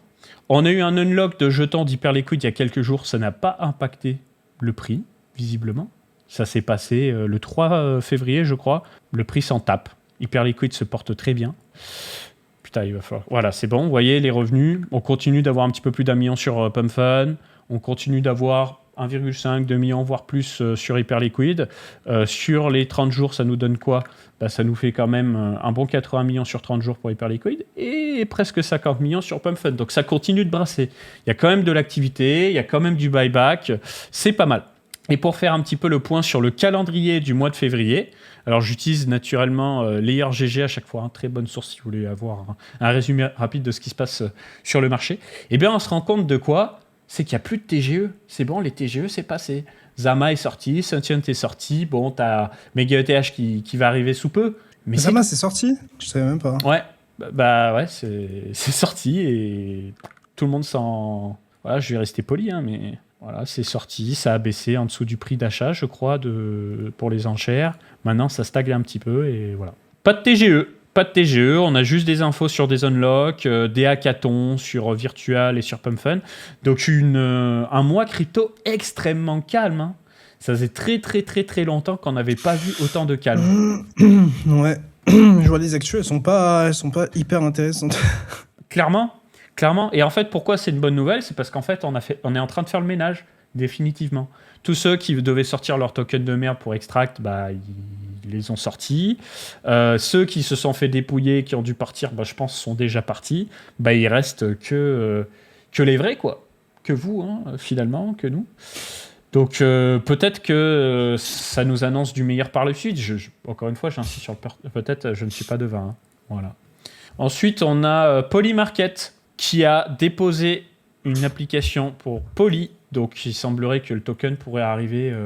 prochainement, peut-être un airdrop sur l'écosystème Polymarket. On a Kyle de Multichain Capital qui nous a fait un banger. Alors, je ne sais pas si tu as vu ça, Léo. Mais en gros, il nous a fait un tweet pour dire qu'il sortait de Multicoin après 10 ans dans les cryptos. Il kiffe toujours les cryptos. Mais voilà, toutes les questions importantes en crypto ont été répondues à quelques exceptions près. La privacy, donc je crois en Zama, donc il chill quand même ses bagues. Il reste toujours chairman de Forward Industry, qui est une DAT de Solana, une entreprise qui accumule du Solana. Voilà. Donc il nous a fait ce petit tweet-là. Et puis il nous en avait fait un autre, mais celui-là, il a été supprimé. Petit banger. Les cryptos ne sont fondamentalement plus aussi intéressante que ce que les crypto-enthousiastes voulaient, moi y compris. J'ai cru à la vision Web3, les diaps, je n'y crois plus. La blockchain reste toujours un registre pour les actifs, ça ne changera pas, ça va continuer de designer la finance, mais pas plus que ça, à part peut-être le Dépine, et je suis d'accord avec lui à ce sujet-là. Les cryptos iront plus haut, mais toutes les questions importantes ont déjà été répondues, à part la confidentialité. On a aussi vu qu'il a chié sur Hyperliquid, c'est surtout ça, je pense que les gens y ont noté. Je sais pas si t'as vu son tweet. C'est possible. Non, ça, je l'ai pas vu. Tu peux regarder Kyle et va sur son profil, tu regardes dans les réponses. Il se fait allumer. Tu vas dans réponses. Ça doit être dans ses derniers tweets. On descend. On descend. Ouais, c'est ça. Il a screen son tweet de base, tu vois, du coup, voilà, c'est ça. Hyperliquid is in most respect everything wrong with crypto. Founder literally fled this home country to build. Openly felicitate crime and terror. Closed source permissions. Oh là. Oh, le take. Ouais, bah, voilà. Sherman, en vrai, il y a des trucs sur lesquels il a raison, mais frérot, genre, il a quand même été advocate de Solana, qui est la chain sur laquelle il y a eu le plus de crimes, je pense. Bah oui. Je suis en mode frérot, genre le culot. Et en plus, il fait des. Et en plus, tu vois, regarde, il fait des vieux tweets d'autorité. J'ai 10 fois plus d'argent que vous n'en aurez jamais toute votre vie. Et lui, il lui répond 10 fois tous peut-être, mais il y en avait 30 fois plus en 7 ans. Mais tu sais qui c'est, Max? Max, c'est le créateur de Native Markets, qui est le créateur de l'USDH sur HL. D'accord. Et tu sais que ce mec-là, la dinguerie anecdote de ouf, tu sais comment il a découvert HL? Avec mon interview de Jeff. Ok, stylé. Bon bah voilà, hein. Toutes les routes mènent à Picsou. Genre, il m'a dit qu'il avait vraiment commencé à dig sérieusement à HL une fois qu'il avait vu l'interview et que c'était un des facteurs qu'il a fait. Donc quand il m'a dit ça, sachant que tout ce qu'il a fait et le rôle qu'il a sur HL, je suis en mode c'est ouf en vrai. Bah ouais, clairement. Et du coup, je me permets de terminer sur mes petits tweets sur Ether et aussi sur ce tweet-là.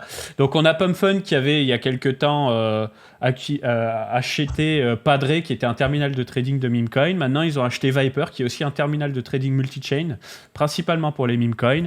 Donc, en fait, c'est assez intelligent ce qu'ils font. C'est que, quitte à avoir un marché des meme coins, ils s'accaparent tout. Comme ça, bah, les gens qui utilisent des terminaux de trading de meme coin, bah, ils vont payer et du coup, ça va faire des Ils ont un milliard de cash et ils sont en mode, ils établissent leur position et ils font en sorte de ne pas se faire bouger, en fait. C'est ça. Donc, en fait, je sais pas à quel... En fait, pour moi, vu de l'extérieur, ça a l'air d'être une stratégie intéressante. Mais vu qu'en crypto, il y a beaucoup de capital qui est mercenaire et que tout change très vite, je sais pas comment ça tient dans la durée. Et je pense que c'est pas qu'une question de distribution et d'empire et de faire en sorte que les gens restent chez eux. Je pense que c'est aussi une question tech. Je pense qu'ils se disent que ça leur permet d'acheter de la tech, en fait. Et vu que le marché se casse la gueule, que Solana se casse la gueule et tout, je pense qu'ils doivent faire des bons deals aussi. C'est clair. Non, et puis rien est hors de leur portée d'un point de vue budget avec le milliard qu'ils ont raisé. C'est la cash machine, parce qu'en fait, ça empêche aussi tout concurrent d'avoir des marges de manœuvre. Parce que même si aujourd'hui on se dit voilà, PumpFun c'est les numéros 1, bah il y a quand même des petits trucs à côté, tu sais, BonkFun et compagnie. Bah là, quand tu achètes tous les terminaux, tu prends un petit peu la main et puis t'empêches un petit peu les autres d'évoluer sur ce terrain-là aussi, quoi. Bah la question c'est un peu quid de Solana quid de Pump si Solana se casse la gueule ou baisse son activité. Clairement. C'est aussi le truc, quoi. Et je trouve que ça en est presque bizarre que leur revenu soit aussi stable à PumpFun, honnêtement. Comme d'hab. Hein. En mode, ils ont des buybacks de ouf par rapport à leur circulating supply et tous ces trucs-là et tout. Et je suis le premier à souligner ça, tu vois, même sur mon dashboard ou même dans mes tweets ou de ce que je disais, ou même là, j'ai buy le dip de base sur Pump et tout. Mais j'ai l'impression... le marché, tout le monde s'en bat les couilles, 1 million de revenus par jour. Le marché, tout le monde est à fond, 1 million de revenus par jour. Bon, j'abuse, hein, mais ouais, bah, c'est à peu près ça, hein. C'est à peu près ça. Regarde, on peut faire le point. On peut le faire point ensemble. Les mecs, ils disaient que 1,3. En gros, les mecs, ils parlent de quoi? Ils parlent du fait que, en gros, PumpFun pousserait de manière artificielle les volumes et pas mal de meme coins via PumpFun et leurs autres apps, et que, en gros, ils se rembourseraient en vendant du token, en fait. En gros, ils ont des coûts pour faire pump les stats et faire pump les revenus. Et ensuite, ils dumpent l'équivalent derrière. Donc, en tout cas, il y a des gens qui parlent de ça. Je sais pas à quel point c'est vrai, je sais pas à quel point... faut le prouver. Un jour, on découvrira ça, etc. Mais c'est un truc à garantir, parce qu'en fait, les revenus de PumpFun sont tellement stables que je trouve ça bizarre, en fait. Parce qu'en fait, les revenus d'HL, des fois, c'est 1 million une journée, des fois, c'est 6 millions, des fois, c'est 3, des fois, c'est 4, des fois, c'est 2, des fois, c'est 700K. Et là, t'as l'impression que genre, ça varie de 20-30% max dans une journée, quoi. Bah, c'est toujours un peu plus d'un million. Entre 1, 3 et 2, quoi. Donc c'est... Pour moi, c'est impossible. En vrai, c'est impossible, gros. Il y a obligatoirement une couille. Et leurs revenus ont augmenté alors que Sol a baissé. Donc, je sais pas, c'est sus un peu. Pour moi, il y a une couille, hein, mais je peux pas... Il y a pas mal de gens qui font la comparaison avec Rollbit, tu vois. Et Rollbit, j'en ai parlé longtemps, tu vois, du RLB et tout, je sais pas si tu vois. Ouais, bien sûr. Et du coup, ils ont fait quoi, Rollbit? J'ai vu le tweet d'Irboz, mais explique pour ceux qui nous écoutent. Rollbit, donc il y a un casino, il y a pas de... Genre, c'est un peu comme Pump. Genre, il n'y a pas de... Fait max, ouais, parce que là, t'es 3 mois. Mais en gros, ils sont censés faire des dizaines, des centaines de millions par an, et au final, le token, il s'apprécie jamais. Donc, tu vois ce que je veux dire? Bon, après, j'ai pas Clairement. rechecké depuis longtemps. Ça se trouve, les revenus ont juste baissé. Du coup, voilà. Mais tout le monde parle de ça, en tout cas. Voilà, et du coup, Vitalik nous avait fait un tweet sur aussi la latence, etc., qu'il faut baisser la latence sur Ethereum. Enfin, ça commence enfin à comprendre, parce que si on veut typiquement avoir des agents IA qui travaillent directement sur la blockchain, si on veut que les agents réagissent rapidement, il faut que les blocs soient créés et finalisés le plus rapidement possible. Voilà. Donc en fait, Ethereum va se rapprocher de Solana, mais pour ceux qui nous écoutent, pourquoi se rapprocher de Solana si Solana existe alors c'est Solana qui va gagner? Pas vraiment, parce que le truc c'est que Solana pourra toujours proposer une latence bien plus basse avec les optimisations qui vont arriver.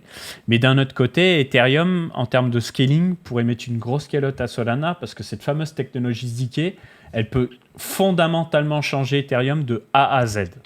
Voilà. Maintenant, le vrai sujet, et c'est un vrai sujet, c'est que moi, vous savez, j'aime la tech, je défends Ether, etc.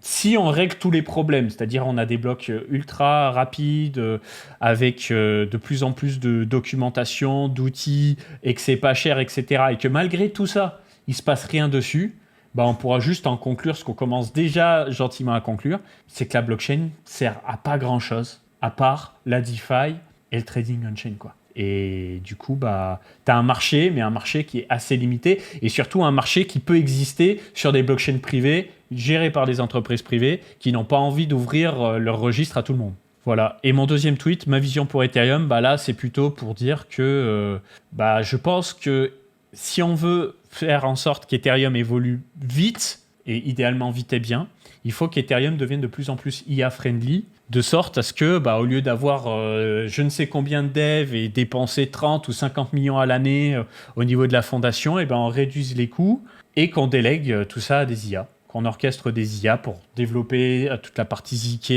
épurer le code, simplifier Ethereum, etc. Donc je pense qu'ils avancent gentiment sur le sujet, mais il y a encore beaucoup de choses à faire. Voilà les potes. Ouais.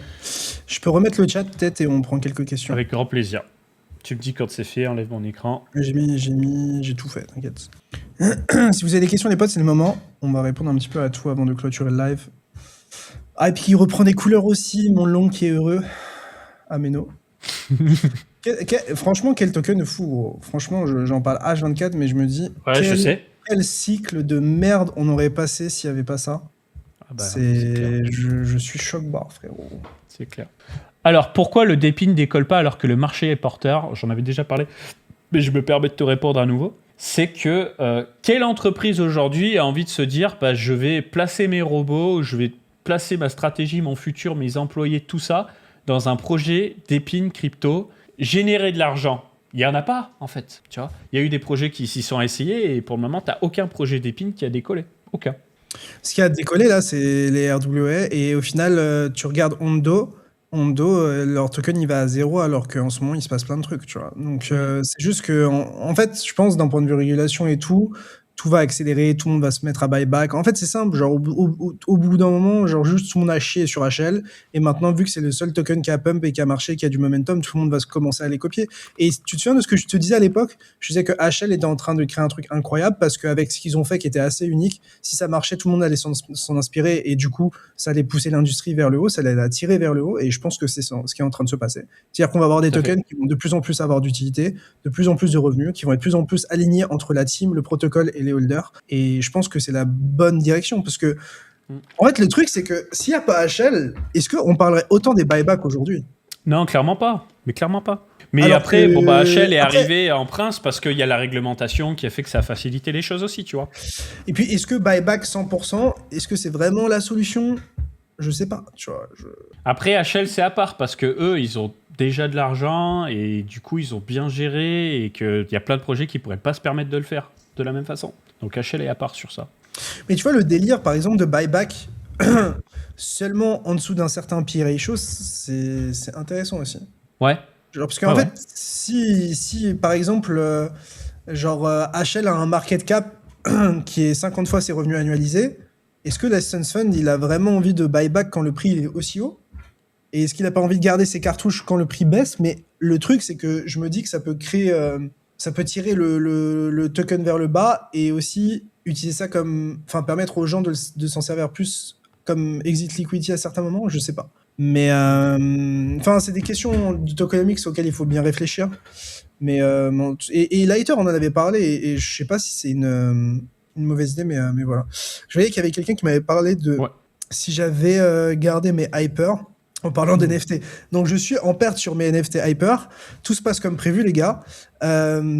Mais c'est un objet de collection. Non, en vrai, c'est plus.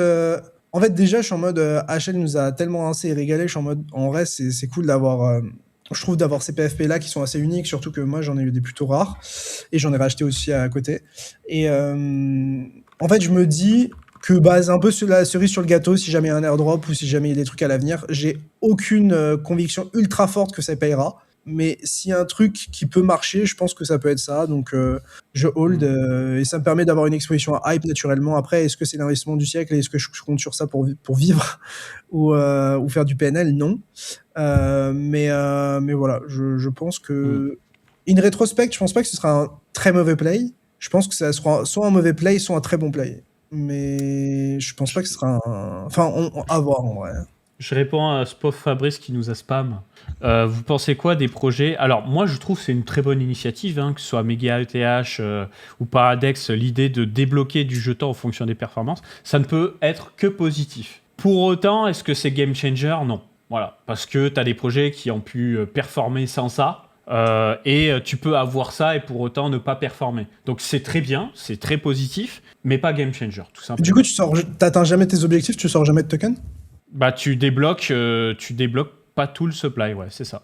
En fait, ça pousse les équipes... Il à... parle d'atteindre ses objectifs pour TGE, c'est pas un pourcentage du supply, non? Je sais pas. Alors pour Paradex, c'est pourcentage... Non, c'est en fait dans le cas Paradex, l'équipe débloque une partie des jetons pour eux s'ils atteignent certains KPI, ce qui pousse les équipes à répondre à ces KPI.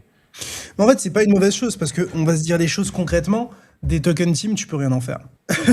En fait, tes token team, soit ils valent 0, soit ils valent quelque chose, mais c'est-à-dire que ton projet, il a explosé en gros. Enfin, quand je dis ils valent 0, c'est tu TGE, tu vas avoir 1 an de cliff, tu vas avoir 2 ans de vesting. En gros, ça te donne 3 ans pour savoir si ton token il vaut 0 ou quelque chose de big, tu vois. Donc, HL ont eu de la réussite sur ça. Je me demande juste comment feront les autres. Donc voilà. Je regarde les messages dans le chat. Buyback 100%, c'est pas une bonne idée. Et long terme, IMO, t'investis 0 dans la croissance de ton projet. En fait, HL, eux, ils parient sur les autres projets pour faire leur croissance, en fait. C'est-à-dire que ils comptent sur toutes les apps mobiles, les front-end, les déployeurs de HIP3 et tout pour faire la croissance. Et au final, ils se disent, autant laisser les autres capturer cette croissance et l'externaliser et la faire pour nous. Et vu qu'on a tellement une TV, enfin, on a tellement de revenus, un écosystème qui pousse et tout, que en fait, c'est plus facile. Après, évidemment, s'ils n'avaient pas eu cette réussite-là, je pense que ça aurait été infiniment plus compliqué. Mais après, il faut pas oublier que certes, ils utilisent 100% du supply pour buyback and burn, mais la fondation a quand même une allocation qui leur permet de faire des choses, genre notamment tous les événements, etc. Enfin, je pense que dans le chat, très peu de gens sont allés à l'event HL, mais l'event HL, je pense qu'il a coûté des millions. Donc, enfin, l'event de Singapour l'année dernière. Et d'ailleurs, j'ai reçu un colis que je dois aller chercher de la team HL qui m'a fait un petit cadeau. Donc, je vous dirai ce qu'il y a dedans. Mais non, je le récupère demain. Petit cadeau de Noël du Réfé. Avez-vous des news concernant la faille du hedge fund exposé aux options EBIT? Je suis pas au courant, ça te dit quelque chose, toi? Ouais, mais du coup, justement, en gros, il y a des gens qui disaient qu'il y a un fonds qui a explosé à cause des options sur EBIT pendant le crash, du coup, jusqu'au 60K. Et que ce serait associé. D'accord. Mais je sais pas, j'ai vu les trucs passer, mais en fait le truc c'est que tant que j'ai pas des explications concrètes, genre infaillibles, qui sont pertinentes, je m'y intéresse pas trop parce que souvent c'est du bullshit, tu vois. C'est comme on dit, ouais, pendant le TED 10 il s'est passé ça, puis c'est passé ça, et puis crash, et puis enfin, il y a plein de moments où il y a eu des crashs, on n'a jamais été capable de tout rationaliser. Je pense que le moment où on a été le plus capable de le rationaliser, c'était sur le crash avec Terra Luna, avec Celsius, avec Free Hero Capital, ça faisait sens, tu vois. Là pour l'instant, c'est pas, je suis pas convaincu de ce que j'ai vu ou j'ai tout simplement raté. Ça parle constamment de HL, c'est cool, mais le casu de base comme moi utilise AAV, je trouve qu'on n'en parle pas assez. AAV, c'est juste que... On en parle quand même d'AAV. AAV, c'est grave utile et genre ça fait exactement ce que ça doit faire et ce qu'on en attend. C'est juste qu'il n'y a pas d'innovation de malade en fait sur AAV actuellement. Ou en tout cas, c'est pas des trucs qu'on Alors voit. si, mais C'est pas- le token est pas assez sexy, je Mais dirais. c'est juste que les buybacks sont dérisoires. Mais en fait, le truc, c'est que j'en ai déjà parlé plein de fois. En fait, si tu prends HL à 10 milliards de TVL, Pump Fun à 10 milliards de TVL et AAV à 10 milliards de TVL, celui qui fera le plus, c'est probablement Pump Fun, ensuite HL et ensuite, largement après, AAV. Parce qu'en fait, le système de pricing et de fees de AAV se fait sur ce que les gens empruntent, de ma compréhension, et probablement des choses aussi liées au GHO ou aux liquidations, je sais pas. Mais globalement, ça se base sur le taux que les gens payent pour emprunter. Et le truc, c'est qu'il faut beaucoup de gens qui empruntent et énormément de TVL pour faire beaucoup de sous sur ça, en fait. Donc, par rapport à une plateforme qui te fait payer 1% de frais par trade ou qui te donne accès à du levier x50, bah forcément, c'est très compliqué de faire autant de revenus. Donc, en fait, c'est un très bon produit et je pense que sans AAV, la DeFi, elle ressemble pas à grand chose. Mais pour autant, c'est pas le token absolument que j'ai envie de hold, en fait, pour l'instant. Et après, d'un point de vue utilité, oui, le protocole, il fait ce qu'il faut. Ils ont beaucoup de réussite. Là, ils s'attaquent au retail avec une app mobile et au Web2 aussi, aux gens qui sont pas trop dans ce truc-là. Et je pense que c'est ça qu'il faut viser. C'est aussi des gens qui sont en dehors de la crypto. Parce que AAV a vraiment le pouvoir de le faire. Contrairement à d'autres. Enfin, en gros, les gens, naturellement, ils prêtent et ils empruntent même dans la vie de tous les jours. Est-ce que dans la vie de tous les jours, la majorité des gens font du trading de meme coin ou du trading de levier avec, sur des trucs? Pas nécessairement. Donc, je suis curieux de ce que ça va donner à ce niveau-là. Mais GG AAV, hein, franchement, il y en a à dire. Comment HL peut survivre si l'écosystème crypto n'attire plus personne? HIP3 reste une partie mini des revenus. En fait, le truc, c'est que si sur HL, les gens ils tradent autant la crypto que les actions, que les indices, que les métaux précieux, bah ça rend HL résilient. Évidemment, il faut que le prix de BTC et que l'écosystème gros pour que HL et le token hype explose. Mais là, ce qu'on voyait, c'est que je crois que dans les volumes, c'était genre 10, entre 10 et 20%, genre equities, indices et commodities, et le reste en crypto, et ça augmente de plus en plus. Donc, est-ce que, en fait, il faudrait que genre HL ait encore plus de traction sur tout ce qui est pas crypto en termes de trading pour que ça devienne plus résilient et que ce soit décorrélé au maximum du marché crypto. Ce serait l'idéal. Et du coup, là, tu aurais quelque chose d'assez ouf. Je pense que ce serait la première fois qu'on a une app qui est très décorrélée de la croissance des cryptos pour elle-même croître, en fait. Une manière d'optimiser mes hype spots sur HL, bah, t'as des LST comme le K-Hype ou le ST-Hype ou d'autres qui te permettent d'avoir du rendement dessus. Et après, t'as des vaults, genre t'as comme Kinetic, ils ont le K-Hype, c'est leur LST, comme l'ST ETH ou quoi. Et ensuite, ils ont des vaults dans lesquels tu peux générer du rendement sur tes K-Hype. Ça s'appelle le VK-Hype, c'est dans Kinetic Earn.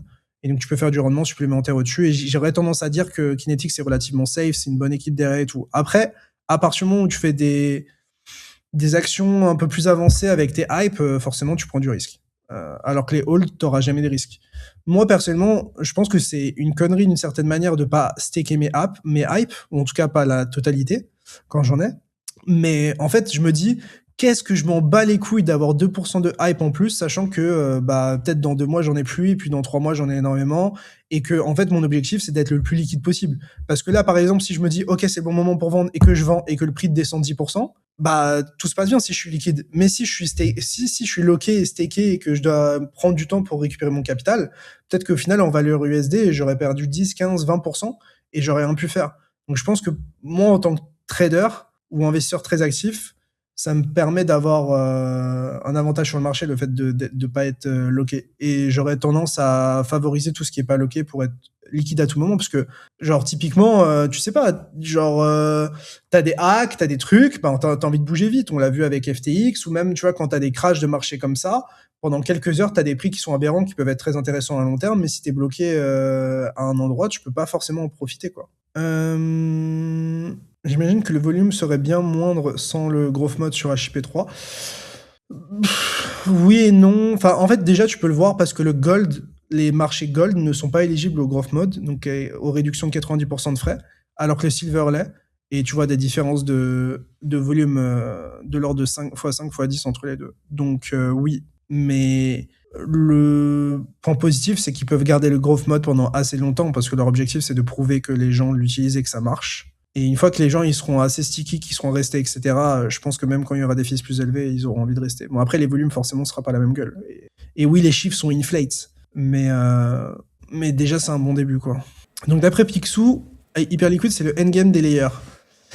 Bah, disons que si tu peux faire du trading spot, du trading perp sur n'importe quel instrument, y compris la TradFi, les predictions market, t'as une chaîne EVM, tu peux tout avoir tokenisé, tu peux avoir des LST, tu peux avoir des produits avancés, et tu peux faire du lending et borrowing avec le portfolio margin avec le BLP. En fait, lending, borrowing et BLP, c'est plus ou moins une sorte de AAV maison qui est bâtie dedans.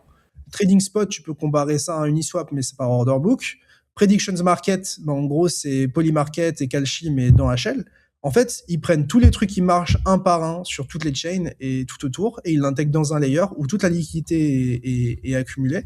Les users, ils ont accès à toute cette liquidité-là, et puis les gens derrière arbitrent. Et moi, je pense que les predictions market sur HL vont énormément marcher, on n'en a pas trop parlé d'ailleurs, vont énormément marcher pour une seule raison, enfin pour plusieurs raisons. La première, c'est que les gens vont parier sur des incentives à venir. La deuxième, qui est claire, c'est que bah y a des gens qui utilisent déjà HL et qui utilisent Polymarket, donc pourquoi ils iraient sur Polymarket alors qu'ils pourraient utiliser depuis HL? Et pour moi, la troisième raison, c'est que bah ça va créer des sources d'arbitrage, parce que s'il y a beaucoup de gens qui trade sur Polymarket et sur Kalshi et qu'il y en a peu sur Hyperliquid, les marchés sur HL seront pas aussi liquides et seront pas pricés de la même manière, et les gens vont juste arbitrer entre toutes les plateformes, et ça va créer du volume, et ça va créer de l'attraction, ça va en faire parler, et puis après les gens vont commencer à se dire bah c'est un bon endroit aussi pour les predictions market.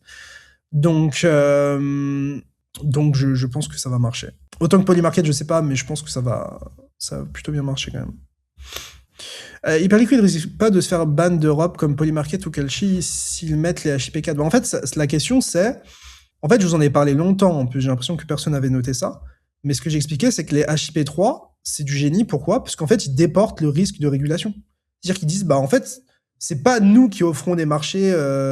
des produits dérivés sur Google ou sur le S&P 500 ou sur le Gold, c'est des entités qui déploient et qui proposent ça via notre chain, et nous, on est juste un front-end, en fait. Tout comme sur Uniswap, tu peux trader des actions Ondo, parce que c'est Ondo qui les met à disposition, mais c'est pas Uniswap en soi qui tokenise des actions et qui les rend tradables. Uniswap est juste un moyen de passer par ça. Donc après, les produits dérivés, c'est beaucoup plus touchy que du spot. Mais c'est un peu ça la logique, c'est d'externaliser la régulation à des entités et des builders qui, eux, vont utiliser HL comme support et moyen de distribution. Et en gros, c'est vraiment le AWS de la liquidité.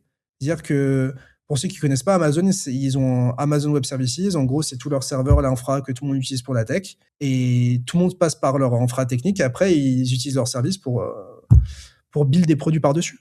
Et c'est la même chose sur HL, sauf que le service, c'est l'infrastructure de trading et la liquidité. D'ailleurs, on n'entend plus du tout parler de Sorare et tout. Tout ce qui est fantasy et tout, ça a un peu disparu, j'ai l'impression. Bah, NFT, hein. Oui. Ouais. Malheureusement, hein. OpenSea, ils étaient au sommet du monde. Aujourd'hui, OpenSea, c'est la crise. Après, HL, ce qu'il faut savoir, c'est qu'ils bannent déjà des pays. Hein. Je pense que vous vous en rendez pas compte, mais il y a pas mal de pays où l'accès est ban. Hein. Mais oui, évidemment, c'est un risque. Après, tant qu'il y a Trump aux US, je pense qu'ils vont être plutôt tranquilles. Après, il y a toute l'Europe et Mika et tout. Et ça m'étonnerait pas, parce qu'en fait, on va se dire les choses clairement. HL, ils sont en train de bouffer les exchanges centralisés. Donc, les exchanges centralisés, ils ont tout intérêt à faire tout pour que HL tombe, en fait, factuellement. Donc, il y a un vrai intérêt économique à tuer Hyperliquid pour les acteurs centralisés. Et clairement. On l'a vu avec CZ. Hein. Mais l'aveu de faiblesse, pour moi, CZ, qui fait son DEX et qui n'arrive pas à baiser HL, pour moi, c'est la plus grosse dinguerie de 2025, sachant que c'est un des hommes les plus riches de l'industrie, qui est hyper connecté, il a Binance, il a le meilleur moyen de distribution et tout. Le fait qu'il ne réussisse pas, pour moi, c'est tellement bullish HL. Pour moi, c'est vraiment ça. En fait, c'est vraiment ça qui m'a rendu bullish HL. Le fait que Lighter post-TGE ça bide et que tout le monde retrade sur HL, et que pareil sur Aster, rien que ça, pour moi, c'est un énorme point positif. Tu vois, c'est un peu comme si BitTensor, ils faisaient de l'IA, et puis d'un coup, il y a plein de gens qui font de l'IA, et genre, eux, ils n'arrivent pas à percer, et BitTensor reste les leaders. Si les autres n'arrivent pas à prendre ton rinté, alors qu'ils ont des moyens énormes, donc soit d'offrir zéro fees, ou soit d'offrir des incentives de malade via l'homme le plus riche de la crypto, Si même ça suffit pas, c'est très rassurant. Et c'est pour ça que ça a renforcé ma conviction. Honnêtement, pendant Aster et Leiter, je croyais pas en Aster ni Leiter, mais c'était une vraie menace. Et en vrai, Arthur Hayes, il avait raison sur ça. Bon, je crois les potes, on rentre dans le format. Je sais pas, Capet, si tu voulais parler d'un truc ou pas. Non, franchement, on est bien. Hein. Ça fait une belle émission de 2 heures. Vous avez les liens de l'émission, enfin du Coin Hebdo d'aujourd'hui avec tout ce dont on a traité dans la description. Vous pouvez vous abonner à la chaîne YouTube, vous pouvez nous suivre sur Twitch, c'est pas encore fait. Et puis c'est toujours un plaisir, ça m'a fait plaisir que vous soyez un petit peu plus nombreux. J'espère que le plus dur est derrière nous. Et puis on fait parfois un peu de répétition sur des sujets comme HL, comme l'IA, etc. Mais c'est important parce que c'est un peu ce qui nous reste en fait. Hein. On pourrait vous parler d'Ethereum à 360 degrés, mais en fait, à part vous parler de méga ETH, il n'y a pas grand chose à vous raconter. Hein. Honnêtement. On va pas se mentir, c'est les sujets les plus discutés en crypto, hein, ce qui se passe en IA, ce qui se passe sur HL. Clairement. Il y a quelques autres trucs à côté, évidemment. Mais si demain, il y a un truc énorme, on le traitera aussi. On n'est pas fermé, c'est juste qu'il faut les bonnes raisons de discuter de d'autres sujets, quoi. Mais oui, il y a eu un truc cette semaine. Bref, en tout cas, merci pour le live. Merci à tous d'être passés. Ça fait extrêmement plaisir. Merci pour la force. Merci pour vos messages. Merci d'être là. Franchement, ça fait plaisir. Comme vous le voyez, on a le chat, on voit tout le monde, peu importe, soit sur Twitch ou YouTube. Donc, on voit tout passer. Prenez soin de vous, prenez pas des risques aberrants, prenez du recul. Encore une fois, on n'a pas la parole bénite. Il faut vraiment remettre en question ce qu'on dit. Il y a des choses qu'on rate, il y a des trucs que vous verrez en avance par rapport à nous. Et nous, on compte sur vous pour nous aider. Quand on voit des choses en avance sur vous, et maintenant, partagez-nous les choses en avance. Il faut partager un peu d'alpha. Si jamais il y a des trucs qui sont vraiment intéressants que vous voyez en avance par rapport à nous, n'hésitez pas à envoyer dans le chat. On est ouvert, même si on fait nos due diligence, il y a des trucs qu'on rate, donc n'hésitez pas. Et sur ce, bonne soirée, bonne fin de week-end, et on vous souhaite une très bonne semaine, les potes. Ciao tout le monde.